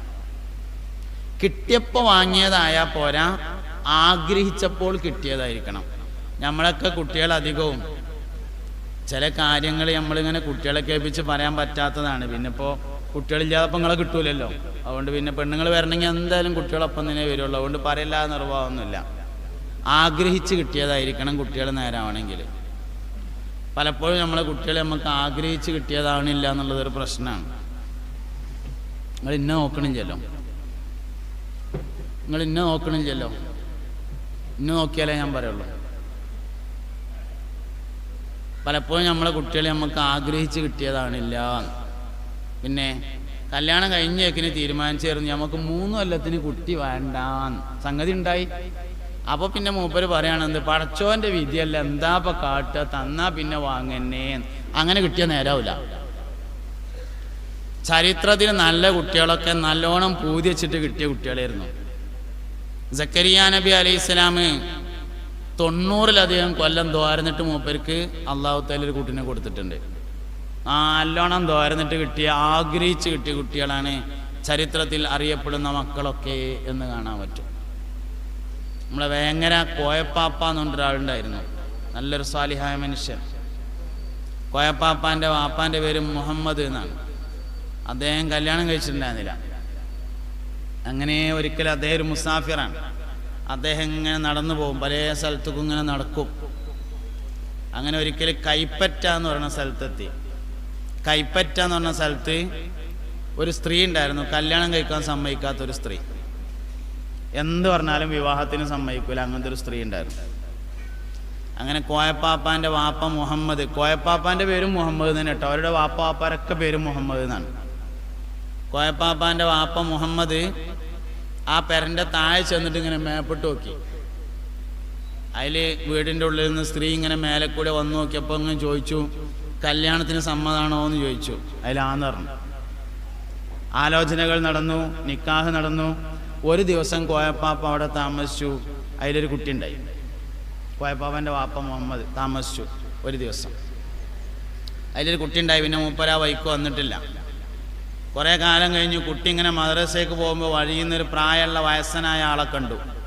ഒരു തന്തപ്പാപ്പ വടിയൊക്കെ കുത്തിയിട്ട്. എന്താ കുട്ടിയാ എൻ്റെ പേര് എന്ന് ചോദിച്ചു. മുഹമ്മദ് എന്നാണ് പറഞ്ഞു. ആ നല്ല പേരാണ് പറഞ്ഞു.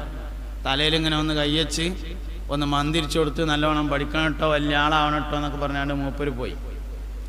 മദ്രസിട്ട് വന്നപ്പോൾ കുട്ടി ഉമ്മാനോട് പറഞ്ഞു, ഉമ്മ വൈക്കുന്നൊരു വയസ്സനെ കണ്ടു, ഒരു തന്തപ്പാപ്പാനെ.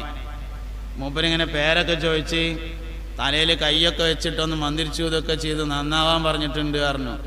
എങ്ങനെ അയാളെ ചേലും കോലൊക്കെ എന്ന് ചോദിച്ചു. അതിൽ പറഞ്ഞെടുത്ത് ഇന്ന മാതിരിയാണ് പറഞ്ഞു. എൻ്റെ വാപ്പയാണ് പറഞ്ഞു. ആ കണ്ട ആള് അതിലുണ്ടായതാണ് കോയപ്പാപ്പ, പേര് മുഹമ്മദ് എന്നാണ്. ഏത് സ്വാലിഹ്യങ്ങളൊക്കെ നമ്മൾ നോക്കിയാൽ കണ്ടാൽ ഉടനെ പേര് ചോദിക്കും. ഏത് മനുഷ്യനെ കണ്ടാലും പേര് ചോദിക്കണം എന്നാണ്. അവരെ മഷറയിൽ കണ്ടുമുട്ടുന്നതാണ് പേര് ചോദിച്ച ആൾക്കാരെ. നമുക്ക് ഓർമ്മ ഉണ്ടാകണമെന്ന് നിർബന്ധമൊന്നുമില്ല. ആരാണെങ്കിലും പേര് ചോദിച്ചാൽ ഒരു മനുഷ്യൻ്റെ വ്യക്തിത്വത്തിലേക്ക് കയറിപ്പോകാനുള്ള കോണിപ്പടികളാകുന്നു അവൻ്റെ പേര് എന്നാണ്. അതുകൊണ്ട് നല്ല പേരിടുക എന്നുള്ളതാണ് ഒന്നാമത്തെ ഞാൻ പറഞ്ഞു കഴിഞ്ഞു. രണ്ടാമത്തേത് ആഗ്രഹിച്ച് കിട്ടിയതാകുക. ആഗ്രഹിച്ചിട്ട് കിട്ടിയതാവണം കുട്ടികളെ, കുടുങ്ങിയിട്ട് കിട്ടിയതാവരുത്. മൂന്നാമത്തെ കാര്യം, ഹലാലും തൊയ്യവുമായ ഭക്ഷണം കൊടുക്കണം കുട്ടികൾ നന്നാവണമെങ്കിൽ. ഹലാലായ ഭക്ഷണം കൊടുത്താൽ പോരാ, തൊയ്യബായ ഭക്ഷണം കൊടുക്കണം. ഹലാലും തൊയ്യബും തമ്മിൽ ഒരുപാട് വ്യത്യാസമുണ്ട്. എല്ലാ ഹലാലും തൊയ്യബാവൂല, എല്ലാ തൊയ്യബും ഹലാലായിരിക്കും. അങ്ങനെയാണ്. ജീവൻ നിലനിർത്താൻ വേണ്ടി പന്നിമാംസം തിന്നൽ ഹലാലാണ്, തൊയ്യബല്ല. ക്ഷണിക്കാത്ത കല്യാണത്തിന് പോയി സദ്യ ഉണ്ണൽ ഹലാലാകും. അവനോട് ചോദിച്ചാൽ മതി, തൊയ്യബാവൂല. തൊയ്യബാണെങ്കിൽ ക്ഷണിച്ചിട്ട് തന്നെ പോകണം. അങ്ങനെയാണ്. മനസ്സിന് തൃപ്തിയില്ലാതെ ഒരാൾ കൊടുത്താൽ തിന്നല് ഹലാലൊക്കെ ആവും, തൊയ്യബാവൂല. പുതിയ കമ്മിറ്റി വന്നതാണ്. പുതിയ കമ്മിറ്റി വന്നിട്ട് എന്ത് തീരുമാനിച്ചു? എല്ലാ പെരയിലും ചെലവാണ്, അല്ലെങ്കിൽ മയ്യത്ത് കൊണ്ടുവരാൻ പറ്റൂല എന്ന് തീരുമാനിച്ചതാണ്. ഇനിയിപ്പോൾ ഒന്ന് പള്ളിക്കത്തെ മൂലയുടെ ചെലവാണ് പണ്ടാറടക്കാൻ എന്നാണെങ്കിൽ ഹലാലാകും, തൊയ്യബാവൂല. തിന്നാതിരിക്കലാണ് ഏറ്റവും നല്ലത്. മനസ്സറിഞ്ഞു കൊടുക്കണം എന്നുള്ള. സഹിയ്, ധർമ്മിഷ്ഠന്റെ ഭക്ഷണത്തിൽ ശിഫയുണ്ടായിരിക്കുമെന്നാണ്. മനസ്സറിഞ്ഞു കൊടുക്കണം, എൻ്റെ ഭക്ഷണമാണ് കഴിക്കേണ്ടത്. അതിന് ഹോട്ടലിലാണെങ്കിലും അങ്ങനെ തന്നെയാണ്.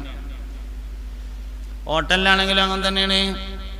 വേഗം മതിയാകാൻ വേണ്ടിയിട്ട് കാരം ചേർത്തിട്ടുണ്ടെങ്കിൽ പിന്നെ അവിടുന്ന് ചോറ് കഴിക്കരുത്. കാരണം അവൻ മനസ്സറിഞ്ഞു കൊടുക്കണില്ല. ചായപ്പീടിയെന്നാണെങ്കിലും അങ്ങനെ തന്നെയാണ്. മനസ്സറിഞ്ഞു കൊടുക്കണ തരുന്നതേ തിന്നാൻ പറ്റുള്ളൂ. അതുകൊണ്ട് ഭക്ഷണം ഹലാലായാൽ പോരാ, ഭക്ഷണം തൊയ്യബായിരിക്കണം. 5 വക്ത് നിക്കരിച്ചും സുബഹി നിക്കരിച്ചും 5 വക്ത് നിക്കരിച്ചും സുബഹി നിക്കരിച്ചും. അത് സുബഹി എന്ന് പ്രത്യേകം പറയണം. കാരണം ചിലപ്പം ചിലവർ 5 വക്ത് എന്നുള്ളതിൽ ഏത് പെടുത്തലില്ല, സുബഹി പെടുത്തലില്ല. അതുകൊണ്ടാണ് അത് പഴയ ആൾക്കാർ പറഞ്ഞതാണ്. അപ്പോൾ പഴയ കാലത്ത് ആ കൂട്ടക്കാരുണ്ട് എന്നാണ് മനസ്സിലാകുന്നത്. 5 വക്തിൽ സുബഹിയിൽ പെടുത്താത്ത ആൾക്കാർ. ഏതായാലും 5 വക്ത് നിക്കരിച്ചും സുബഹി നിക്കരിച്ചും കുറച്ച് ഖുർആനും ഓതും ഒരു പള്ളിക്ക് വന്നിട്ട്. എന്നിട്ട് പോയിട്ട് സൂപ്പർ മാർക്കറ്റ് തുറന്നുകാണ്ടേ ചൈനയിൽ സാധനം ഇറക്കിയിട്ട് ജപ്പാന്റെ സ്റ്റിക്കർ ഒട്ടിച്ച് വിൽക്കുക. എന്തിന്? കുട്ടികൾക്ക് തിന്നാൻ കൊടുക്കാൻ. എന്നിട്ട് മജ്‌ലിസുന്നൂർക്ക് 313 ഉറുപ്യ ഓല് നന്നാവാൻ. ഏത്? ചൈനത്തെ സാധനം ജപ്പാന്റെ സ്റ്റിക്കർ ഒട്ടിച്ച് വിത്ത് 313. ബദരീങ്ങൾക്ക് വലിയ കാര്യമല്ലേ ഇപ്പം എൻ്റെ 313. ഇത് മജ്‌ലിസുന്നൂറിന്റെ വന്തല, ഇത് മജ്‌ലിസുന്നൂറിന്റെ വന്തല. മജ്‌ലിസുന്നൂറിന്റെ വന്തല. ഞാൻ ഇന്നലെ മജ്‌ലിസുന്നൂറിന്റെ പരിപാടിക്ക് പോയി. രാത്രി കുറേ ദ്വാരക്കാനുള്ള കടലാസുണ്ട്, കുറേ ദ്വാരക്കാനുള്ള കടലാസുകളുണ്ട്. കാലിൻ്റെ മുട്ടുവേദന മാറാൻ, കയ്യിൻ്റെ കെണുപ്പിൻ്റെ വേദന മാറാൻ, കോവിഡ് സുഖാവാൻ, പിന്നെ ആശുപത്രിയിലുള്ള ആൾ ഡിസ്ചാർജ് ആവാൻ, മുറാദ് ഹാസിലാവാൻ, ഹാസിലായ മുറാദ് ക്യാൻസലാവാൻ, അങ്ങനെ കുറേ സാധനങ്ങളുണ്ട്. ആക്കിപത്ത് തന്നാൽ ഒറ്റൊന്നും കണ്ടില്ല. കുറേ ഉണ്ട്. ഇത് ഞാൻ അതന്നെ നോക്കി. ഹൈദർലി ശിഹാബ് തങ്ങളാപ്പ് പറഞ്ഞതാണല്ലോ പിന്നെ മജ്ലിസ് നൂർ ചെല്ലാന്.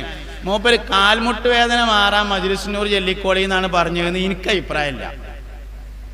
നിങ്ങൾക്ക് ഉണ്ടോയെന്ന് അറിയില്ല, എനിക്ക് അഭിപ്രായമില്ല. എൻ്റെ അഭിപ്രായത്തിൽ ഹൈദർലി ശിഹാബ് തങ്ങൾ വാപ്പ മജ്ലിസ് നൂർ ചെല്ലാൻ പറഞ്ഞിട്ടുള്ളത് ആക്കിബത്ത് നന്നായി മരിക്കാനാണ്. കടം വീടണ്ടെന്നല്ല ഞാൻ പറഞ്ഞത്, ദോരക്കണം. ദണ്ണം മാറാൻ വേണ്ടി ദോരക്കണം. ആക്കിബത്ത് നന്നാൽ വളരെ പ്രധാനല്ലേ. ദാഹം മൗത്തത് കൂട്ടിയിടും, ഇബ്ലീസ് കൂസിനെ കാട്ടിടും. ഒന്നും ചൊല്ലിയേക്കുന്നു ഷറായിക്കോട്ടെ. ദാഹം മൗത്തത് കൂട്ടിയിടും, ഇബ്ലീസ് കൂസിനെ കാട്ടിടും. നേരം ലഈനവനാട്ടുവാൻ ബദരീങ്ങളാൽ തുണ റബ്ബനാ. ലാ ഇലാഹ ഇല്ലല്ലാഹ് ലാ ഇലാഹ ഇല്ലല്ലാഹ് ലാ ഇലാഹ ഇല്ലല്ലാഹു മുഹമ്മദുർ റസൂലുള്ളാഹ്. മരിക്കണ നേരത്തെ ബദരീങ്ങൾ ഇങ്ങനെ വട്ടഴിഞ്ഞ് നിൽക്കണം. എന്നിട്ട് അതിൻ്റെ ഇടയിൽ ഇങ്ങനെ കടന്നിട്ട് എല്ലാവരും കേൾക്കണ തരത്തിൽ ഉറക്ക ലാ ഇലാഹ ഇല്ലല്ലാഹ് എന്ന് ചൊല്ലിയിട്ട് മൗത്താണ്. അള്ളാഹു തൗഫീഖ് ചെയ്യട്ടെ. ഇന്നലെ മിഞ്ഞാന്ന് കഴിഞ്ഞ വ്യാഴാഴ്ച ഒരാൾ വളാഞ്ചേരി അടുത്ത് ഒരാൾ മരണപ്പെട്ടു. നമ്മളൊരു ബന്ധുവാണ്. മരിക്കണേൻ്റെ മുമ്പ് തന്നെ മരണത്തെക്കുറിച്ചുള്ള വിവരങ്ങളൊക്കെ പറഞ്ഞിട്ട് എല്ലാവരെയൊക്കെ നോക്കി ലാ ഇലാഹ ഇല്ലല്ലാഹ് എന്ന് ചൊല്ലിങ്ങാണ്ട് സ്വന്തമായിട്ടാണ് കണ്ണടച്ചു. എന്നിട്ട് പിന്നെ കുറച്ച് കഴിഞ്ഞാണ് മരിച്ചു. ഒരു മനുഷ്യൻ മരിക്കണ രംഗം എന്ന് പറഞ്ഞാൽ അതൊരു വലിയ സംഭവമാണ്. അപ്പോൾ സംഗതി എല്ലാവരും കേൾക്കണം നിർബന്ധമൊന്നുമില്ല, മരിക്കണ ആൾ കെലിമയിലുള്ളത്. പക്ഷെ കേട്ടാൽ വലിയ സംഭവം തന്നെയാണ്. അതുകൊണ്ട് നമ്മൾ മരിക്കുമ്പോൾ എല്ലാവരും കേട്ടിട്ട് തന്നെ ചെല്ലണം. അതിനാണ് എല്ലാവരും ദ്വാരക്കേണ്ടത്. ഒരിക്കലും ചുരുക്കി ദ്വാരക്കരുത്, എപ്പോഴും നീട്ടി ദ്വാരക്കണം. അള്ളാഹു എല്ലാവരും കേട്ട് നിൽക്കുമ്പോൾ ഉറക്ക കെലിമയല്ലി മരിക്കാൻ നമുക്കൊക്കെ തൗഫീക്ക് നൽകട്ടെ മുഅ്മിനീങ്ങളെ. അപ്പം അതുകൊണ്ട് ആഗ്രഹിച്ച് കിട്ടിയതായിരിക്കണം. ഹലാലും തൊയ്യിബുമായ ഭക്ഷണം കൊടുക്കണം. ഭക്ഷണം ഹലാലായാൽ പോരാ, ഭക്ഷണം തൊയ്യിബാവണം. എന്താ ഹലാലും തൊയ്യിബും തമ്മിലുള്ള വ്യത്യാസം? അത് മനസ്സിലാക്കാവുന്നൊരു ഉദാഹരണം പറയാൻ. ഒരാൾ പള്ളിൻ്റെ അടുത്ത് ഒരു 10 സെൻറ്റ് സ്ഥലം കച്ചവടത്തിന് വാങ്ങി. കച്ചവടം ചെയ്യാൻ വേണ്ടി ഒരു 10 സെൻറ്റ് വാങ്ങി. ഒരാൾ വന്നുകൊണ്ട് ചോദിച്ചു, എൻ്റെ പിന്നെ പള്ളിൻ്റെ മുമ്പിലുള്ള 10 സെൻറ്റ് കൊടുക്കണോ ചോദിച്ചു. ആ കൊടുക്കാന്ന് പറഞ്ഞു. എന്താ വില എന്ന് ചോദിച്ചു. അതിലൊരു വില പറഞ്ഞു. ഇജ്ജ് എത്രയ്ക്ക് വാങ്ങിയെന്ന് ചോദിച്ചു. അപ്പം എന്തിനാ അറിയണത്? എനിക്ക് വേണമെങ്കിൽ മേടിച്ചാൽ പോരെ എന്നൊക്കെ പറഞ്ഞു. മതി, ഓന് വേണമെങ്കിൽ മേടിച്ചാൽ മതി. ഇവൻ്റെ മുതലാണ്, ഓന് ഇഷ്ടമുള്ളതിന് വിൽക്കാം, യാതൊരു കുഴപ്പമില്ല, ഹലാലാവും. തൊയ്യിബാണെങ്കിലോ, തൊയ്യിബാവണമെങ്കിൽ ഇതിൻ്റെ ഒറിജിനൽ വില വാങ്ങിയ ആൾ അറിയുമ്പോൾ അൽഹംദുലില്ലാ എന്നാണ് പറയണം. ഇതിൻ്റെ ഒറിജിനൽ വില വാങ്ങിയ ആൾ അറിയാവുന്ന ഒരു സാഹചര്യം ഉണ്ടായാൽ ഓൻ പറയണം. എന്നാലും അവ 10 സെൻറ്റ് സ്ഥലം വാങ്ങി, അതിൻ്റെ അതിരൊക്കെ ഒന്ന് കെട്ടി, പട്ടയം വാങ്ങി, നീതി അടച്ചു, നാടൻ കിണർ കുത്തി, കുരുളകുങ്കാല് കുഴിച്ചിട്ടു, വായ കൊണ്ടച്ചു, നല്ല ഉഷാറാക്കി. ഒരാൾ വന്നപ്പോൾ അങ്ങനെ കണ്ടു, പെരക്കാൻ പറ്റിയ സ്ഥലം കൊടുക്കണമെന്ന് ചോദിച്ചു. ആന്ന് പറഞ്ഞു. എന്താ വേണ്ടതെന്ന് ചോദിച്ചു. അതിൽ പറഞ്ഞു, എനിക്കൊരു 15 ലക്ഷം റുപ്യ കിട്ടിയാൽ തരാറുണ്ട്. ഇജ്ജ് എത്രയ്ക്കാണ് വാങ്ങിയെന്ന് ചോദിച്ചു. ഞാൻ 10 ലക്ഷത്തിനാണ്. അതിൻ്റെ ശേഷം ഞാൻ അതിൻ്റെ അതിര് കെട്ടി നേരാക്കിയിട്ടുണ്ട്, പട്ടയം വാങ്ങി നീതി അടച്ചിട്ടുണ്ട്, പേപ്പറൊക്കെ ക്ലിയറാണ്. ഈ കാണുന്ന രൂപത്തിൽ ചുവന്ന കളറിൽ ഞാൻ ആക്കിയതാണ്. ഈ വാഴയും ഇതൊക്കെ ഞാൻ വെച്ചു പിടിപ്പിച്ചതാണ്. ഇജ്ജ് ആലോചിച്ചിട്ട് വാങ്ങിക്കോറണം. ഓൻ പോയി അമ്മോനോട് ചോദിച്ചു, പള്ളിൻ്റെ മുമ്പിലുള്ള കുഞ്ഞാമ്മേൻ്റെ 10 സെൻറ്റ് കൊടുക്കേണ്ടി എനിക്ക് പെരാക്കാൻ വാങ്ങാൻ പറ്റുമോ ചോദിച്ചു. അമ്മോങ്കാക്ക പറഞ്ഞു, എന്തായാലും വാങ്ങിക്കോ, സൂപ്പറാണ് പറഞ്ഞു.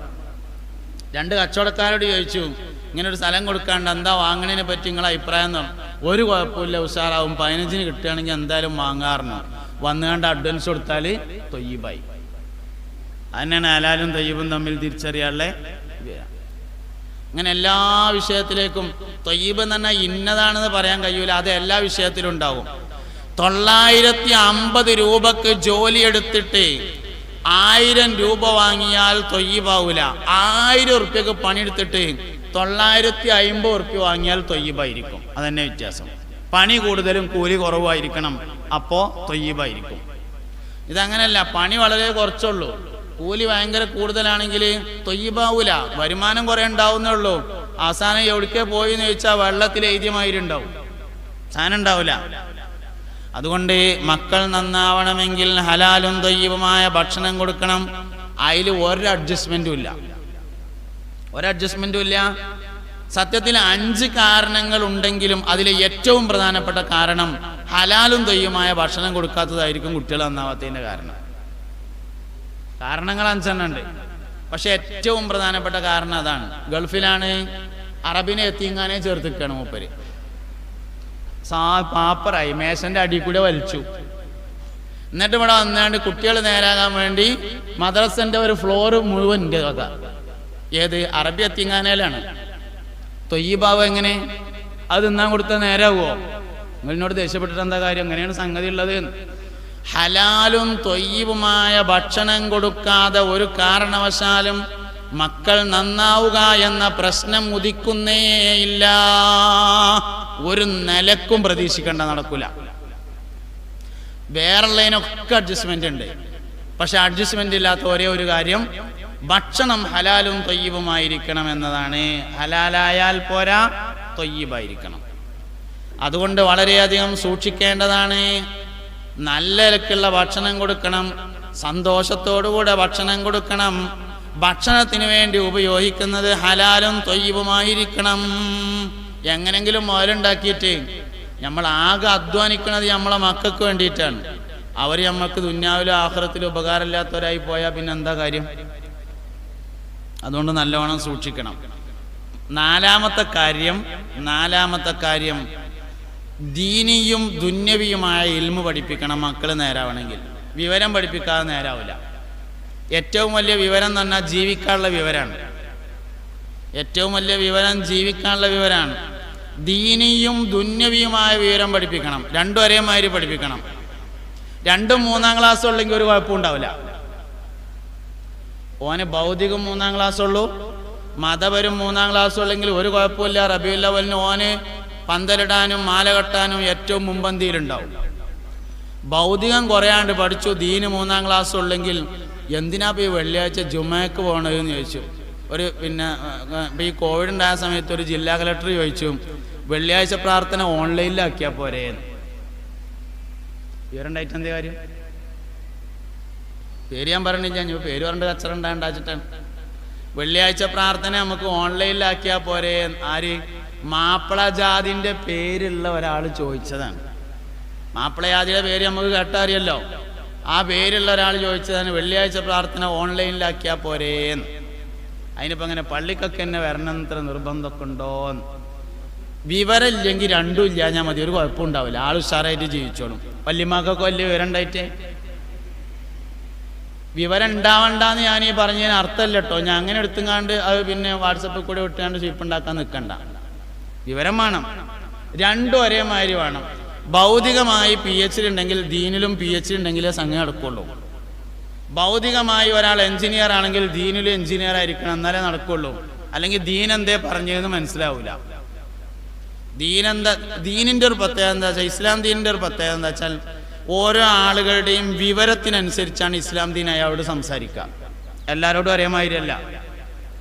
അല്ലമൽ ഇൻസാന മാലം യഅലം, മനുഷ്യന് അറിയാത്തത് പഠിപ്പിക്കുക എന്നതാണ് ഖുർആനിൻ്റെയും ഇസ്ലാം ദീനിൻ്റെയും ഏറ്റവും പ്രധാനപ്പെട്ട തത്വം.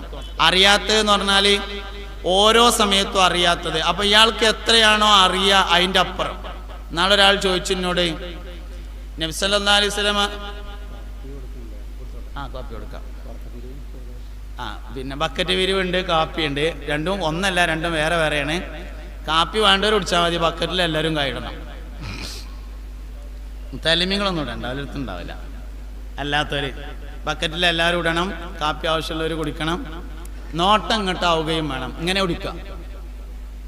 ഇന്നങ്ങനെ നോക്കിയിട്ട് നല്ല വയത് വരെ ഉള്ളൂ, അല്ലെങ്കിൽ വയത് ഇവിടെ നിൽക്കും.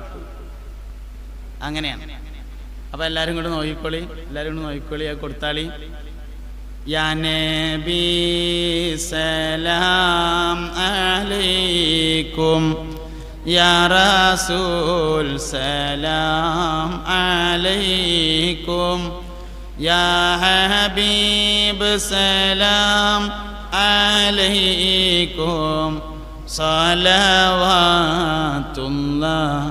അലൈക്കും, أشرق البدر علينا واختفت منه البدور مثل حسنك ما رأينا قط يا وجه سروري يا نبي سلام عليكم يا رسول سلام عليكم يا حبيب سلام عليكم عليكم. ഇങ്ങോട്ട് നോക്കി എല്ലാവരും ചായ കുടിച്ചോളി, അതിൻ്റെ ഒപ്പം ഇങ്ങോട്ട് നോക്കിക്കോളി മുഅ്മിനീങ്ങളെ. നാലാമത്തെ കാര്യം ദീനിയും ദുന്യവിയുമായ വിവരം പഠിപ്പിക്കുക എന്നതാണ്. ദീനിയായ വിവരം, ദുന്യവിയായ വിവരം എത്രയുള്ള വെച്ചാൽ അത്ര ദീനിയായ വിവരം ഉണ്ടാകണമെന്നാണ്. എന്നാലേ ആൾക്ക് ദീനിൽ നിൽക്കാൻ കഴിയുള്ളൂ, അല്ലേ കഴിയൂല. അല്ലെങ്കിൽ അയാൾക്ക് ദീന് പറഞ്ഞതൊക്കെ പൊട്ടത്തരാണെന്ന് തോന്നും. എന്നാൽ എന്നോടൊരു ഡോക്ടർ ചോദിച്ചു, ഈ കൊറോണ ഒക്കെ വന്ന സമയത്ത് കരിഞ്ജീരകം വല്ലാതെ പ്രചരിച്ചിരുന്നു. ഹബ്ബത്തുസ്സൗദായി ഷിഫാ മിൻ കുല്ലി ദാ, കരിഞ്ജീരകം എല്ലാ രോഗത്തിനും ഷിഫയാണ് എന്നൊക്കെ പറഞ്ഞിട്ട് ഹദീസുണ്ട്. അതുകൊണ്ട് എല്ലാവരും കരിഞ്ജീരകം തിന്നണം, വെള്ളം കലക്കി കുടിക്കണം എന്നൊക്കെ പറഞ്ഞിട്ട് ഒരുപാട് വാട്സപ്പ് ഫേസ്ബുക്കിലൊക്കെ പ്രചരിച്ചപ്പോൾ ഒരു ഡോക്ടർ ചോദിച്ചു, സത്യത്തിൽ ഈ കരിഞ്ജീരകം കൂടുതലായി ഉപയോഗിച്ചാൽ കിഡ്നി ഫെയിലിയർ ആവുമെന്നാണ് പഠനം. അതുകൊണ്ട് കരിഞ്ജീരകം കൂടുതൽ ഉപയോഗിച്ചാൽ കിഡ്നി ഫെയിലിയർ ആവുന്നല്ലേ, പിന്നെ എങ്ങനെ ഈ ഹദീസ് ഒക്കുക എന്ന് ചോദിച്ചു. സംഗതി കരിഞ്ജീരകത്തെക്കുറിച്ചും കിഡ്നിയെക്കുറിച്ചും പഠിച്ചവർ ഈ ഹദീസ് പഠിക്കുമ്പോഴേ മനസ്സിലാവുള്ളൂ. എന്താ സംഭവം എന്നറിയാം നിങ്ങൾക്ക്? ഹബ്ബത്തുസ്സൗദാഇ ഷിഫാഉ മിൻ കുല്ലി ദാ എന്നാണ് ഹദീസിൽ പറഞ്ഞിട്ടുള്ളത്. കരിഞ്ജീരകം അവിടെ ചളി, കരിഞ്ജീരകം നിങ്ങളൊരു 4 ആൾ നിന്നുകൊണ്ട് വേഗം ചായ കൊടുക്കുകയാണെങ്കിൽ നമുക്ക് എല്ലാവർക്കും ചായ കുടിച്ചുകാണ്ട് ബാക്കി പറയലേ കാരണം നല്ലത് തോന്നുന്നുണ്ട്. വേഗം കൊടുത്താൽ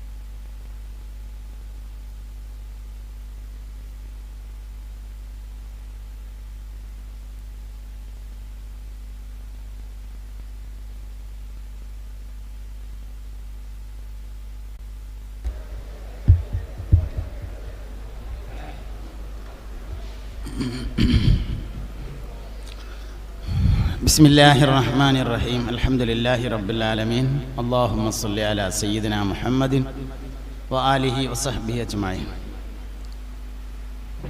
മുഅ്മിനീങ്ങളെ, മുഹമ്മദ് നബി സല്ലല്ലാഹു അലൈഹി വസല്ലം തങ്ങൾ പറഞ്ഞ വാക്കുകളെയും പരിശുദ്ധമായ ഖുർആനിൻ്റെ സന്ദേശങ്ങളെയും ഓരോ ആളുകളുടെയും വിവരത്തിനനുസരിച്ച് പരിശുദ്ധമായ ഖുർആനാണെങ്കിലും മുസ്തഫായ നബി തങ്ങളുടെ തിരു ഹദീസുകളാണെങ്കിലും എല്ലാവരോടും ഒരേമാതിരി അല്ല അത് സംസാരിക്കുന്നത്. ഓരോ ആളുകളുടെയും നിലവാരം അനുസരിച്ചാണ് അത് സംസാരിക്കുന്നത്. എഞ്ചിനീയറോട് ഖുർആൻ സംസാരിക്കുന്നത് ഒരു എഞ്ചിനീയറായിട്ടാണ്. ഡോക്ടറോട് ഹദീസ് സംസാരിക്കുന്നത് ഒരു ഡോക്ടറായിട്ടാണ്. രാഷ്ട്രത്തലവനോട് ഹദീസ് സംസാരിക്കുന്നത് ഒരു രാഷ്ട്രത്തലവനെ പോലെയാണ്. ഓരോരുത്തർക്കും എന്ത് വിവരം കിട്ടിയാലും ആ വിവരം വെച്ചുകൊണ്ട് നമ്മൾ ഇസ്ലാം ദീനിനെ പഠിക്കണം. ഞാനത് പറയേണ്ട ഒരു ഡോക്ടർ ചോദിച്ചു, കരിഞ്ജീരകത്തെ പറ്റിയിട്ട് ഇങ്ങനെ വല്ലാതെ ഫേസ്ബുക്കിലും വാട്സപ്പിലൊക്കെ പ്രചരിച്ച സമയത്ത് കരിഞ്ജീരകം ധാരാളമായി ഉപയോഗിച്ചാൽ കിഡ്നി ഫെയിലിയർ ആകുമെന്നാണ്. അതുകൊണ്ട് ഈ ഹദീസ് തെറ്റല്ലേ, ശരിയല്ലല്ലോ എന്നാണ് അദ്ദേഹത്തിൻ്റെ വാദം. അതിന് ആ ഹദീസിൽ മറുപടി ഉണ്ട്. അതെന്താ മറുപടി വെച്ചാൽ, ഹബ്ബത്തു സൗദാഇ ശിഫാഉൻ മിൻ കുല്ലി ദാഇ, കരിഞ്ജീരകം എല്ലാ രോഗത്തിനും ശിഫയാണ് എന്നാണ് പറഞ്ഞിട്ടുള്ളത്. അപ്പൊ ദണ്ണ ആദ്യം സ്ഥിരപ്പെടണം, വെറുതെ തിന്നാനുള്ളതെന്ന് അതിൽ പറഞ്ഞിട്ടില്ല. കരിഞ്ജീരകം വെറുതെ തിന്നാനുള്ളതാന്ന് അതിലില്ല, രോഗത്തിന് മരുന്നാണ് എന്നാണ്. അപ്പൊ ഒരാൾ കരിഞ്ജീരകം എങ്ങനെ കുടിക്കേണ്ടതെന്ന് ചോദിച്ചാൽ ആദ്യം അവനോട് ചോദിക്കേണ്ടത് അനക്കെന്താ ദണ്ണെന്നാണ്. ത്തിനും സൈഡ് എഫക്റ്റ് ഉണ്ട്. ഒരാൾക്ക് ദണ്ണുണ്ടായി, ഒരാൾക്ക് ഗ്യാസ് ഉണ്ടായി, അയാളുടെ മരുന്നായിട്ട് ഇഞ്ചി ഉപയോഗിക്കുകയാണെന്ന് വിചാരിക്കുക. എന്താ കുഴപ്പം? മൂത്രക്കടച്ചിലുണ്ടാവും. ഏത് ഇഫക്റ്റ് ഉള്ള സാധനത്തിനും സൈഡ് എഫക്റ്റ് ഉണ്ട്. അപ്പം മരുന്നായിട്ട് ഉപയോഗിക്കാൻ പറഞ്ഞൊരു സാധനം പാരസിറ്റാമോള് പനിക്കുള്ള മരുന്നാണ് എന്ന് പറഞ്ഞാൽ പനിയില്ലാത്തോ രാവിലെ വൈകുന്നേരം ഉച്ചക്ക് ഓരോന്ന് കുടിക്കാന്നാ പറഞ്ഞതിനർത്ഥം. ഓനാദ്യം പനിയുണ്ട് വേണ്ടേ, എന്നിട്ടല്ലേ കുടിക്കണ്ടേ? ഹബ്ബത്തു സൗദ രോഗത്തിന് ശിഫയാണ് എന്ന് പറഞ്ഞ ആദ്യം ദണ്ണം വേണ്ടേ? ഇനി രണ്ടാമതൊരു മറുപടി ആയി തന്നെ ഉണ്ട്. അതെന്താ വെച്ചാല് ഹബ്ബത്തു സൗദ ശിഫാഉൻ മിൻ, ചിലപ്പം കുടിക്കലേക്കാരം അല്ലെങ്കിൽ മൂക്ക് കൂടി വലിക്കലേക്കാരം. അപ്പൊ ജലദോഷത്തിനൊക്കെ മൂക്ക് കൂടി വലിക്കുക, അല്ലെങ്കിലോ അരച്ച് തേക്കലായിരിക്കും, ചിലപ്പം തിളപ്പിച്ച വെള്ളമായിരിക്കാം, ചിലപ്പോൾ കരിഞ്ജീരകത്തിന്റെ ഓയിലായിരിക്കാം, ചിലപ്പോൾ ഓയിൽ തന്നെ വെള്ളത്തിലൊഴിച്ച് നേർപ്പിച്ചിട്ടായിരിക്കാം. അങ്ങനെയല്ലോ, കുടിക്കാനായി പറഞ്ഞിട്ടില്ല. ഈ സാധനം ശിഫയാണ് എന്ന് പാമ്പിനെ പിടിച്ചുകാണ്ട് വിഷെടുത്തുകൊണ്ട് കുടിക്കാന്ന അല്ല, അത് മരുന്നാക്കണ ഒരു രീതി ഉണ്ട്, ആ രീതിക്കേ പറ്റുള്ളൂ. ഞാനിത് പറഞ്ഞത് എന്തിനാ വെച്ചാൽ നിങ്ങളെ വൈദ്യം പഠിപ്പിക്കാനല്ല. പിന്നെന്തിനാ? ഒരാള് ഭൗതികമായി എത്ര പഠിച്ചോ അത്ര ദീനും പഠിച്ചാലേ പിടിച്ചിക്കാൻ പറ്റുള്ളൂ. അല്ലെങ്കിൽ കുറെ ആണ്ട് പോകുമ്പോൾ ചോദിക്കും, എന്തിനാ ഇപ്പൊ ഈ ദീനൊക്കെ അല്ലേ ഇടങ്ങേറ് എന്ന് തോന്നും. പോയാലും പോരാ, വർത്താനം പറയാണ്ട് പറ്റൂല്ല, അങ്ങനെയൊക്കെ തോന്നും. രാവിലെ നേരത്തെ നീച്ചും വേണം, നേരം വൈകി കിടക്കാനും പറ്റൂല, ഇമ്മാനെയും നോക്കണം, വാപ്പാനെയും നോക്കണം. ഫാമിലി ആയിട്ട് ഇങ്ങനെ കഴിഞ്ഞുകൂടാണ്. ഏത് ഗൾഫ് ചെന്നിട്ട് കുട്ടിയോട് ചോദിച്ചു, ചെറുപ്പക്കാരോട് ഫാമിലിയൊക്കെ എങ്ങനെ ഉണ്ട് ചോദിച്ചു. ഫാമിലിയൊക്കെ അൽഹംദുലില്ലാ റാഹത്താണ്, ഓലൊക്കെ ഇവിടെ ഉണ്ട് പറഞ്ഞു. വാപ്പുണ്ടോ ചോദിച്ചു, ഇല്ല വാപ്പല്ല പറഞ്ഞു. ഉമ്മ ഉണ്ടോ ചോദിച്ചു, ഇല്ല ഉമ്മ ഇല്ല പറഞ്ഞു. അവൻ്റെ ഫാമിലിയൊക്കെ അവിടെ ഉണ്ടേനു തരേ. അപ്പോൾ വാപ്പാനെയും ഉമ്മാനെയും ഒന്നും ഫാമിലിയിൽ പെടുത്തിയിട്ടില്ല. ഞാൻ ഫാമിലി എന്നുള്ള ഇംഗ്ലീഷ് വാക്കിൽ വാപ്പിയും ഉമ്മയും പെടുവില്ല എന്ന് എനിക്കറിയില്ല. എനിക്കിങ്ങനെ ക്ലാസ് എടുത്തപ്പോൾ ഡോപ്പമിൻ ഹോർമോൺ എന്ന് പറഞ്ഞു. അപ്പോൾ ഒരാൾ വാട്സപ്പിൽ ബന്ധപ്പെട്ടിരുന്നു, ഡോപ്പോമൈൻ എന്നാണ് പറയേണ്ടത്, നിങ്ങൾ പറഞ്ഞു കൊടുത്ത് തെറ്റിയിട്ടുണ്ട്, നിങ്ങൾക്ക് എന്ത് PhD ആന്ന് ചോദിച്ചു. എനിക്ക് കെമിസ്ട്രിയിലല്ലല്ലോ PhD ഉള്ളത്. അയാൾ അസ്സലാമു അലൈക്കും എന്ന് പറഞ്ഞത് ശ്രദ്ധിച്ചില്ല. അസ്സലാമു അലൈക്കും എന്ന് പറഞ്ഞാൽ മരണം എന്നാണ് അതിൻ്റെ അർത്ഥം. രക്ഷയുണ്ടാവട്ടെ എന്ന് പറഞ്ഞതിന് പകരം നിങ്ങൾ ചത്തുപോട്ടെ എന്നാണ് അസ്സലാമു അലൈക്കും എന്ന് പറഞ്ഞ അർത്ഥം. അത് കുഴപ്പമില്ല, മൂപ്പർക്ക് അറബിയിലല്ല PhD ഉള്ളത്, അതുകൊണ്ട് മൂപ്പര് അങ്ങനെ പറഞ്ഞാൽ കുഴപ്പമൊന്നുമില്ല, അയാളുടെ ഉദ്ദേശം അനുസരിച്ചുണ്ടാവും. അപ്പം എന്തേ പറഞ്ഞ്, ഇതൊന്നും പറയാൻ വേണ്ടി പറഞ്ഞതല്ല, പറഞ്ഞത് ഭൗതികം എത്ര മക്കളെ പഠിപ്പിച്ചോ അത്ര ദീനും പഠിപ്പിക്കണം. ഭൗതികമായിട്ട് +2 ആണെങ്കിൽ ദീനി എന്ന് ചിന്തിക്കുന്നവരായി മക്കൾ മാറും. അപ്പോൾ വരണമെങ്കിൽ എന്തുവാണെന്ന് വെച്ചാൽ എത്രയും ഭൗതികം പഠിപ്പിക്കാം. നമ്മളെ ദർസിന്ന് പഠിച്ച ഒരു കുട്ടി ഇപ്പോൾ B.Ed കൊടുത്തു എന്ന് പറഞ്ഞു, അൽഹംദുലില്ലാ സന്തോഷമാണ്. റാഹത്താണ്. അങ്ങനെ വേണം, രണ്ടും ഒപ്പം പഠിക്കണം, രണ്ടോണം നല്ല രണ്ടും പഠിക്കണം. ഇല്ലെങ്കിൽ പിന്നെ 2-3 ക്ലാസ് മതി, ഒരു കുഴപ്പം പറ്റൂല. നല്ല നിക്കരിച്ച് നോരുമ്പോറ്റ് റബീഉൽ അവ്വലും മൗലിദ് ഓതി അങ്ങനെ ജീവിച്ച് നല്ല എനിക്ക് കെലിമയും ചെല്ലി മരിച്ചാൽ പോകും, ഒരു കുഴപ്പമുണ്ടാവില്ല. പഠിക്കുമ്പോൾ രണ്ടും പഠിക്കണം എന്നുള്ളതാണ്. ഇത് നമ്മൾ 7ാം ക്ലാസ് കഴിയുമ്പോൾ ഇതിന് സമസ്ത 2 സർട്ടിഫിക്കറ്റ് തരും. ഒന്ന് 5ാം ക്ലാസ്സിലെ സർട്ടിഫിക്കറ്റ് മതി. അത്യാവശ്യം ഇപ്പം പെൺകുട്ടിനെ കാണാൻ വരുമ്പോൾ നോക്കാൻ 2 സർട്ടിഫിക്കറ്റൊക്കെ പോരെ, മതിയല്ലോ. അത് 2 ഫ്രെയിം ചെയ്തിട്ടുണ്ട്. അത്യാവശ്യം ഇപ്പോൾ ഡേറ്റ് ഓഫ് ബർത്ത് ഒക്കെ ഒന്ന് കാണാനും മാർക്സ് പഠിപ്പിച്ചിട്ടുണ്ട് എന്നൊക്കെ ഒന്ന് അറിയാനും 2 സർട്ടിഫിക്കറ്റിന് ധാരാളമാണല്ലോ. 5ത്തവും കിട്ടി 7ത്തവും കിട്ടി, പിന്നെ എന്തിനാ പഠിക്കും? എന്താണ് നമ്മൾ ആലോചിക്കുന്നത്? പിന്നെ ഈ ഹൈദ് നിഫാസിൻ്റെ മസലയൊക്കെ മനസ്സിലാവണമെങ്കിൽ ഹൈദ് നിഫാസ് ഉണ്ടായതിൻ്റെ ശേഷം പഠിച്ചാലേ മനസ്സിലാവുള്ളൂ. ഒരു വിഷയം നമ്മൾ അനുഭവിക്കുമ്പോൾ പഠിക്കണതും അനുഭവിക്കാതെ പഠിക്കണതും തമ്മിൽ വലിയ വ്യത്യാസമുണ്ട്. കാലം പഠിച്ചാത്ത ആരും ഇല്ലല്ലോ. വാപ്പ മരിച്ചിട്ട് കൈയ്യെട്ടിയിട്ട് ഇനിയിപ്പോൾ എന്താ എല്ലാം ഉള്ളതെന്ന് ഓർമ്മ ഉണ്ടാവില്ല. പഠിച്ചായിട്ടില്ലല്ലോ സംഗതി. ഒരു മനുഷ്യൻ അനുഭവിച്ച് പഠിക്കണതും അനുഭവിക്കാതെ പഠിക്കണതും 2ആണ്. അതുകൊണ്ട് ദീനീ പഠനം എന്നത് അവസാനിക്കൂല, എന്നും പഠിക്കണം. ഇസ്ലാമികമായ പഠനം ഒരിക്കലും അവസാനിക്കൂല. ഒരാൾ ഭൗതികം എത്ര പഠിക്കുന്നുണ്ടോ അത്ര ദീന് പഠിക്കണം, അത്ര ആയത്ത് പഠിക്കണം, അത്ര ഹദീസ് പഠിക്കണം, അത്ര ഇജ്മാവോ അത്ര ഖിയാസോ ഒക്കെ ഒരേമാതിരി പഠിക്കണം, എന്നാലേ പിടിച്ചിക്കാൻ പറ്റുള്ളൂ. അപ്പോൾ കുട്ടികൾ നന്നാവണമെങ്കിൽ 4ാമത്തെ കാര്യം ദീനിയും ദുന്യവിയുമായ ഇൽമു പഠിപ്പിക്കണം. സത്യത്തിൽ മോമിനെ സംബന്ധിച്ച് ദുന്യവിയായ ഇൽമു കാരണം ഒരു ഇൽമു ഇല്ല കേട്ടോ, ദീനിയായ ഇൽമു മാത്രമേ ഉള്ളൂ. ഒരു മുഅ്മിനായ മനുഷ്യൻ നല്ല ലക്ഷ്യത്തോടുകൂടെ പഠിക്കുന്ന എല്ലാ വിവരവും ദീനിയായ ഇൽമാണ്. നല്ലൊരു ദീനിയായ ഒരു മനുഷ്യന് മൈക്ക നേരാക്കാൻ പഠിച്ചാൽ അത് ദീനിയായ ഇൽമാണ്. കാരണം മതപ്രസംഗം അതൊക്കെ ഉണ്ടാകുമ്പോൾ മൈക്ക നേരാക്കാൻ പറ്റും, ദീനിയായ ഇൽമാണല്ലോ. പള്ളിക്ക ഖുത്ബ നടക്കുമ്പോൾ മൈക്കിൽ കൂടെ ഒച്ച വരുന്നില്ലെങ്കിൽ നേരാക്കാൻ പറ്റും. നല്ല മനുഷ്യൻ ഉപദ്രവമുള്ള ഇൽമ എന്ന് പറഞ്ഞിട്ട് ഇൽമല്ല 2 ആളാണ് 2. ഉപകാരമുള്ള മനുഷ്യൻ എന്ത് പഠിച്ചാലും ഉപകാരം ഉണ്ടാവും. ഉപദ്രവമുള്ള മനുഷ്യൻ ഖുർആൻ പഠിച്ചാലും കാര്യമില്ല, നിക്കാരം 3 വക്തുള്ളൂ എന്ന് കിട്ടും. ശംസുൽ ഉലമയും ബാക്കവിയാണ്, ചേകനൂരും ബാക്കവിയാണ്. ശംസുൽ ഉലമ റഹിമഹുല്ലാ മഹാനവറുകളും ബാക്കവിയാണ്, ചേകനൂര് 3 വക്തേ ഉള്ളൂ എന്ന് കിട്ടിയ ഓനും ബാക്കവിയാണ്. പ്രശ്നം വിവരത്തിൻ്റെ അല്ല പ്രശ്നം, വിവരം ആരെടുത്ത് കിട്ടുന്നു എന്നുള്ളതിനനുസരിച്ചാണ്. ഉപകാരമുള്ള മനുഷ്യൻ ഏത് വിവരം പഠിച്ചാലും ഉപകാരം ഉണ്ടാവും, ഉപദ്രവമുള്ള മനുഷ്യൻ ഏത് വിവരം പഠിച്ചാലും ഉപദ്രവേ ഉണ്ടാവുള്ളൂ. അതുകൊണ്ട് ഉപകാരമുള്ള മനുഷ്യനാവണം. 2 ഒരുപോലെ പഠിപ്പിക്കണം. കുട്ടികളെ നന്നായിട്ട് വിജ്ഞാനം പഠിപ്പിക്കണം. ജീവിക്കാനുള്ള വിജ്ഞാനമാണ് ഏറ്റവും വലിയ വിജ്ഞാനം എന്ന് മനസ്സിലാക്കണം. 5ാമത്തെ കാര്യം ഇമ്മിയും വാപ്പിയും മക്കൾക്ക് മനസ്സറിഞ്ഞ് തോരക്കണം. വാപ്പി ഇമ്മിയും മനസ്സറിഞ്ഞ് തോരുന്ന എല്ലാ കുട്ടികളും വലിയ കുട്ടികളായിട്ടുണ്ട്. വാപ്പയും ഉമ്മയും മാതാപിതാക്കൾ മനസ്സറിഞ്ഞ് ദുആ ചെയ്ത എല്ലാവരും ചരിത്രത്തിൽ അറിയപ്പെട്ടിട്ടുണ്ട്, ചരിത്രത്തിൽ ശ്രദ്ധേയന്മാരായിട്ടുണ്ട്.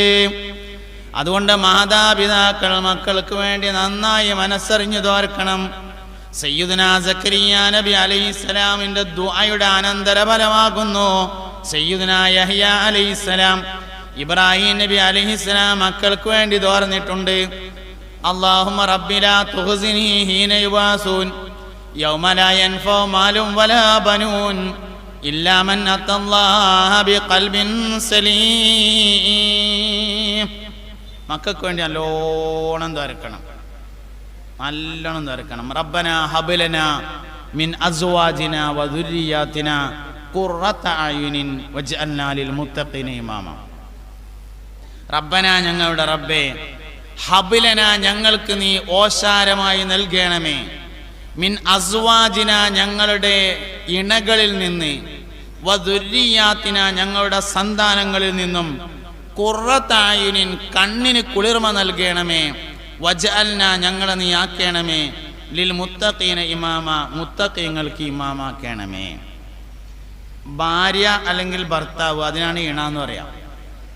ഇണകളിൽ നിന്നും മക്കളിൽ നിന്നും കണ്ണിന് നനവ് തരണേന്ന് സയ്യിദുനാ ഇബ്രാഹിം അലൈഹിസ്സലാം ദുആ ചെയ്തു. കണ്ണ് എപ്പോഴാ നനിയ? നൊലൊഴിച്ചാല്. കണ്ണ് നൊലൊഴിച്ചാലാ നനിയ. എപ്പോഴാ നൊലൊളിക്കുക? 2 സമയത്താണ് ഒരു മനുഷ്യൻ കരയുക. 1 ദുഃഖം കൂടിയാൽ, 2 സന്തോഷം കൂടിയാൽ. 2ൽ ഒരു കാരണം കൊണ്ട് ഭാര്യ, ഭർത്താവ്, മക്കൾ എന്നിവരിൽ നിന്ന് ഒന്നുകിൽ ദുഃഖം കൂടിയിട്ട് കരയാൻ പറ്റണം, അല്ലെങ്കിൽ സന്തോഷം കൂടിയിട്ട് കരയാൻ പറ്റണം. അത് തരണേന്നാണ് സയ്യിദുനാ ഇബ്രാഹിം അലൈഹിസ്സലാം ദുആ ചെയ്തത്. ഏത് നിരക്ക് കരഞ്ഞാലും നല്ലതാണ്. അതുകൊണ്ട് ഭാര്യ സന്താനങ്ങളിൽ നിന്ന് കണ്ണിന് നനവ് നൽകണേ. എപ്പോഴാണ് ഉണ്ടാവുക? രാത്രി ഭാര്യ അങ്ങനെ എഴുന്നേറ്റ് നോക്കി 3:30 മണിക്ക് 4 മണിക്ക് മൂത്രമൊഴിക്കാൻ വേണ്ടി എഴുന്നേറ്റപ്പോൾ ഭർത്താവ് എഴുന്നേറ്റ് ഒളു ഉണ്ടാക്കി വന്ന് തഹജ്ജുദ് നിസ്കരിക്കുന്നത് കണ്ടപ്പോ സന്തോഷം കൊണ്ട് രണ്ടിറ്റ് കണ്ണുനീര് വരുന്നതിനെയാണ് കണ്ണിന് കുളിർമ നൽകണേ എന്ന് പറയുന്നത്. മഗ്‌രിബിക്ക് മൂപ്പര് പള്ളിക്ക് പോയി ഇശാ നിസ്കാരവും അദ്ദാദൊക്കെ കഴിഞ്ഞിട്ട് മടങ്ങി വന്നപ്പോ ഭാര്യ ഇങ്ങനെ മരിച്ചവർക്ക് വേണ്ടി യാസീൻ ഓതുന്നത് കണ്ടപ്പോൾ മൂപ്പർക്ക് നൊരോളി വന്നു. അതിൻ്റെ പേരാണ് ഭാര്യയിൽ നിന്ന് കണ്ണിന് കുളിർമ നൽകണേ. അങ്ങാടി പോയി തിരിച്ചു വന്നപ്പോ പേരക്കുട്ടി അല്ലെങ്കിൽ മകള് അല്ലെങ്കിൽ മകന് ഖുർആൻ ഓതുന്നത് ഇങ്ങനെ കേട്ടപ്പോൾ മൂപ്പർക്ക് നൊലോളി വന്നു. അതിൻ്റെ പേരാണ് മക്കളിൽ നിന്ന് കണ്ണിന് കുളിർമ നൽകണേ. ഓൻ വിജയിക്കും അതന്നെ. അതുകൊണ്ട് മാതാപിതാക്കൾ മക്കൾക്ക് വേണ്ടി മനസ്സറിഞ്ഞ് ദുആ ചെയ്യണം. ബഹുമാനപ്പെട്ട സയ്യിദുനാ മുഹമ്മദ് ബിൻ ഇസ്മായിലുൽ ബുഖാരി റളിയല്ലാഹു അൻഹു ജന്മനാ കണ്ണ് കാണാത്തയാളായിരുന്നു എന്ന് മഹാനവറുകളുടെ താരീഖിൽ കാണാം. ഉമ്മ തോരുന്നതാണ്. ഉമ്മ ദുആ ചെയ്ത് മുഹമ്മദ് ബിൻ ഇസ്മായിലുൽ ബുഖാരി റളിയല്ലാഹു അൻഹുവിന് കണ്ണിന് കാഴ്ച കിട്ടിയിട്ട് ഇൽമിന്റെ വഴിയിൽ മഹാനവറുകൾ സഞ്ചരിച്ചു. 4000 ഉസ്താദുമാരുണ്ടെന്നൊരഭിപ്രായം, 40,000 ഉസ്താദുമാര് ബഹുമാനപ്പെട്ട ഇമാം ബുഖാരി റളിയല്ലാഹു അൻഹു ഉണ്ടെന്ന് മറ്റൊരഭിപ്രായം. 4 എടുത്തോളി, മര്യാദക്ക് 4 ഉസ്താദുമാരുണ്ട്. നമുക്ക് 4000 എടുത്തോളി. നിങ്ങൾ 4 ഉസ്താദുമാര് മര്യാദക്ക് ഉണ്ടോ? 1-ാം ക്ലാസ്സിലെ ഇബ്രാഹിം അല്ലാക്കാനെ ഓർമ്മ ഉണ്ടോ? ഇല്ലല്ലോ. മൂക്കൊൽപ്പിച്ചിങ്ങാണ്ട് ഇങ്ങനെ ചെന്നപ്പോഴേ മൂപ്പര് കയ്യും പിടിച്ചിങ്ങാണ്ട് എഴുതി തന്നില്ലേ സ്ലേറ്റിൽ, ഓർമ്മ ഉണ്ടോ? ഇല്ല. നമ്മൾ വലിയ ആൾക്കാരാണ് ഇപ്പോൾ, ഗുരുവിനെ മറന്നു. അതുകൊണ്ട് ഞാൻ പറഞ്ഞത് എന്താ വെച്ചാൽ ഉമ്മാന്റെ ദുആയാണ് സയ്യിദുനാ മുഹമ്മദ് ബിൻ ഇസ്മായിലുൽ ബുഖാരി റളിയല്ലാഹു അൻഹുവിന്റെ വിജയം. അങ്ങനെ നമ്മളാണ് ചരിത്രം പരിശോധിച്ചാൽ ഇമ്മാന്റെ ദുആണ്ട് വിജയിച്ച ഒരുപാട് ആൾക്കാരുണ്ട്. അതുകൊണ്ട് മക്കൾക്ക് വേണ്ടി മാതാപിതാക്കൾ നന്നായി ദുആ ചെയ്യണം. ഗൗസുൽ ആദം സുൽത്താൻ മുഹിയുദ്ദീൻ അബ്ദുൽ ഖാദിർ ജീലാനി ഖദ്ദസല്ലാഹു സിർറഹുൽ അസീസ് മഹാനവറുകൾക്ക് ഉമ്മാന്റെ ദുആയാണ്. ഉമ്മാരെ മനസ്സറിഞ്ഞ് നോക്കിയ എല്ലാ കുട്ടികളും ചരിത്രത്തിൽ അറിയപ്പെട്ടവരായി.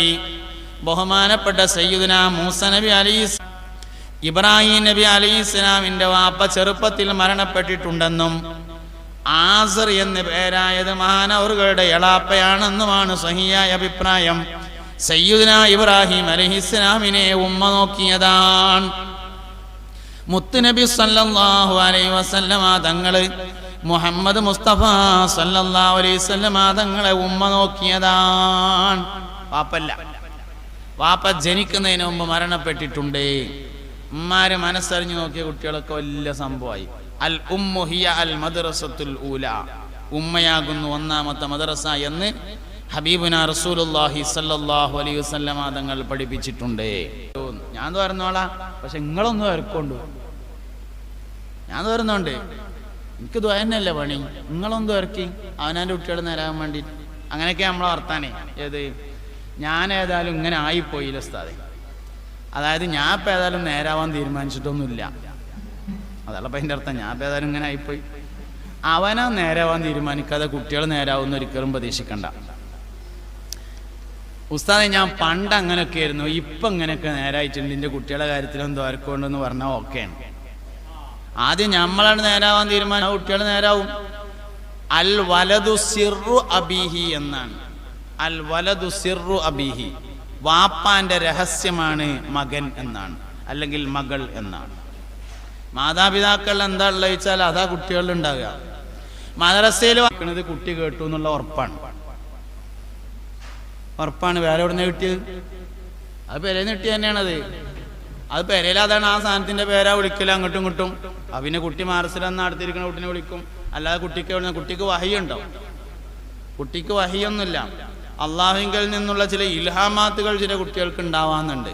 പക്ഷെ ഇതൊന്നുമല്ല, അത് പെരേന്ന് വിളിച്ച തന്നെയാണ്. ഇങ്ങനെയൊക്കെയാണ് നമ്മളെ വീട്ടിൽ നിന്ന് എന്താ പഠിപ്പിക്കണേ വെച്ചാൽ അതുണ്ടാവും. അതുകൊണ്ട് ഓരോ കാര്യങ്ങൾ ചെയ്യുമ്പോഴും കുട്ടികൾ ഏറ്റവും കൂടുതലായി അനുകരിക്കുന്നു ഉമ്മാനെയും വാപ്പാനെയും. ഇമ്മ എല്ലാ കാര്യം ചെയ്യുമ്പോഴും കുട്ടി കേൾക്കുന്ന തരത്തിൽ ബിസ്മില്ലാഹ് ഉണ്ടെങ്കിൽ കുട്ടി വലുതായാലും അങ്ങനെ ഉണ്ടാവും. ഭക്ഷണം കഴിക്കുമ്പോഴും ഭക്ഷണം പാചകം ചെയ്യുമ്പോഴും അടുപ്പത്തേക്ക് ചായക്ക് വെള്ളം വെക്കുമ്പോഴൊക്കെ കുട്ടികൾ അടുത്തുണ്ടെങ്കിൽ കുട്ടികൾ കേൾക്കുന്ന തരത്തിൽ ബിസ്മില്ലാഹ് ഇടണം. എന്നാലേ ഓരോ ജീവിതത്തിലേ ഉണ്ടാവുള്ളൂ. കോണി കയറുമ്പോൾ തക്ബീർ ചൊല്ലിയിട്ടാണ് കയറേണ്ടത്.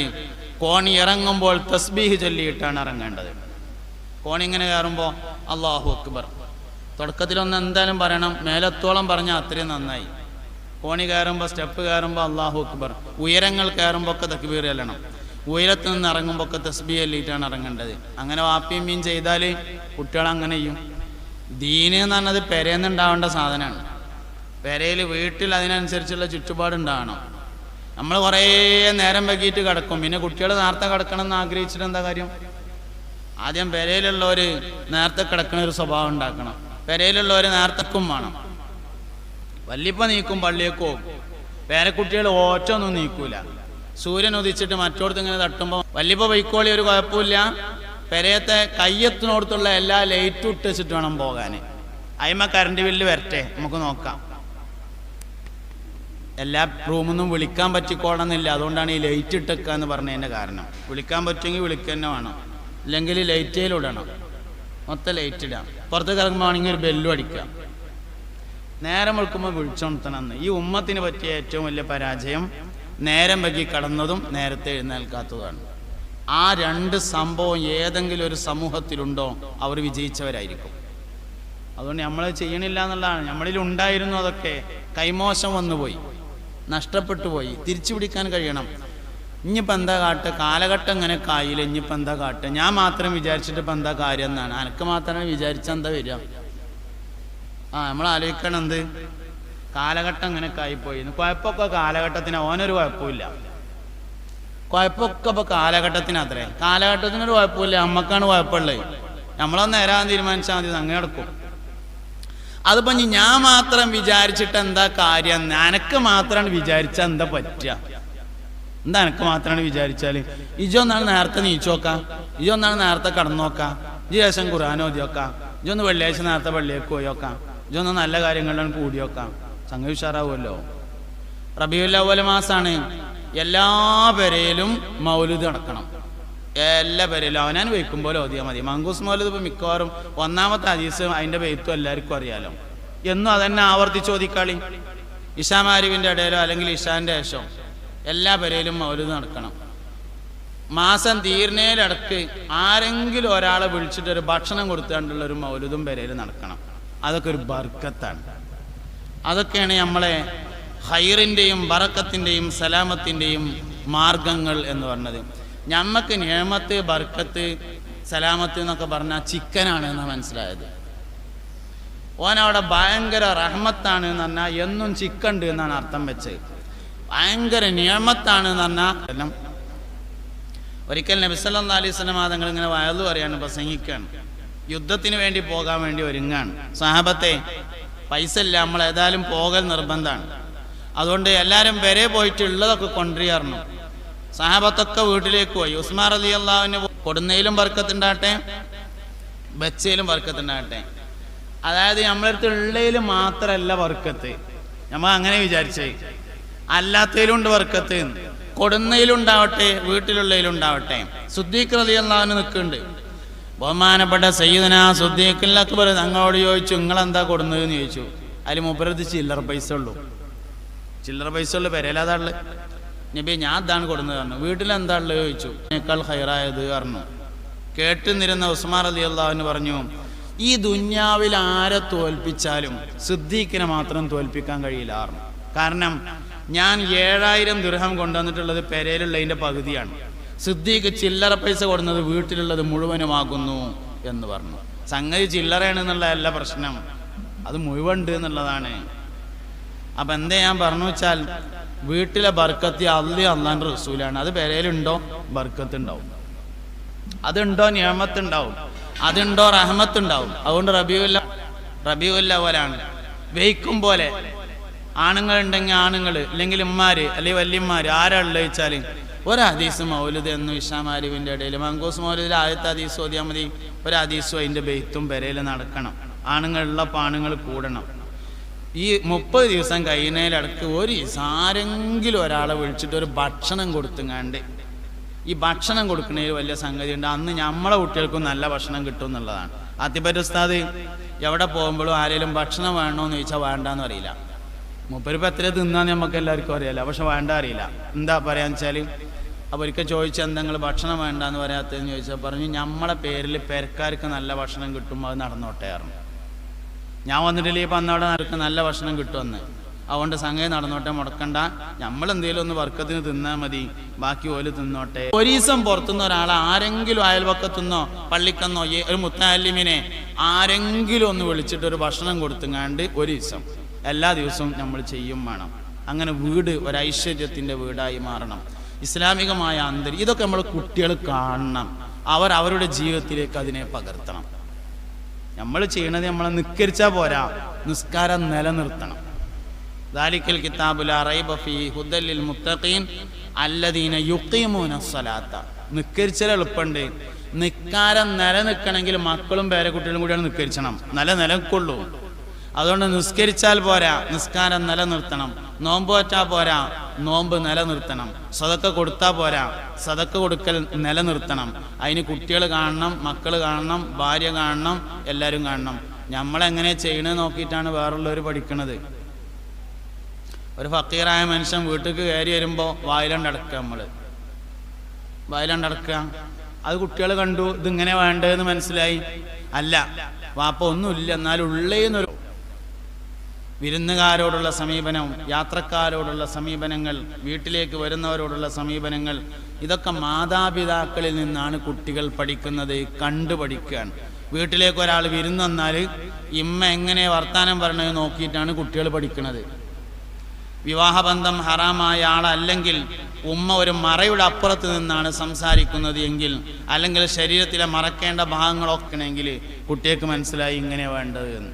അതുകൊണ്ട് മക്കൾ മാതാപിതാക്കളെ മാതൃകയാക്കുകയാണ് ചെയ്യുന്നത്. ഉമ്മയാണ് ഒന്നാമത്തെ മദ്രസ്, ഇത് രണ്ടാമത്തെ മദ്രസാണ്.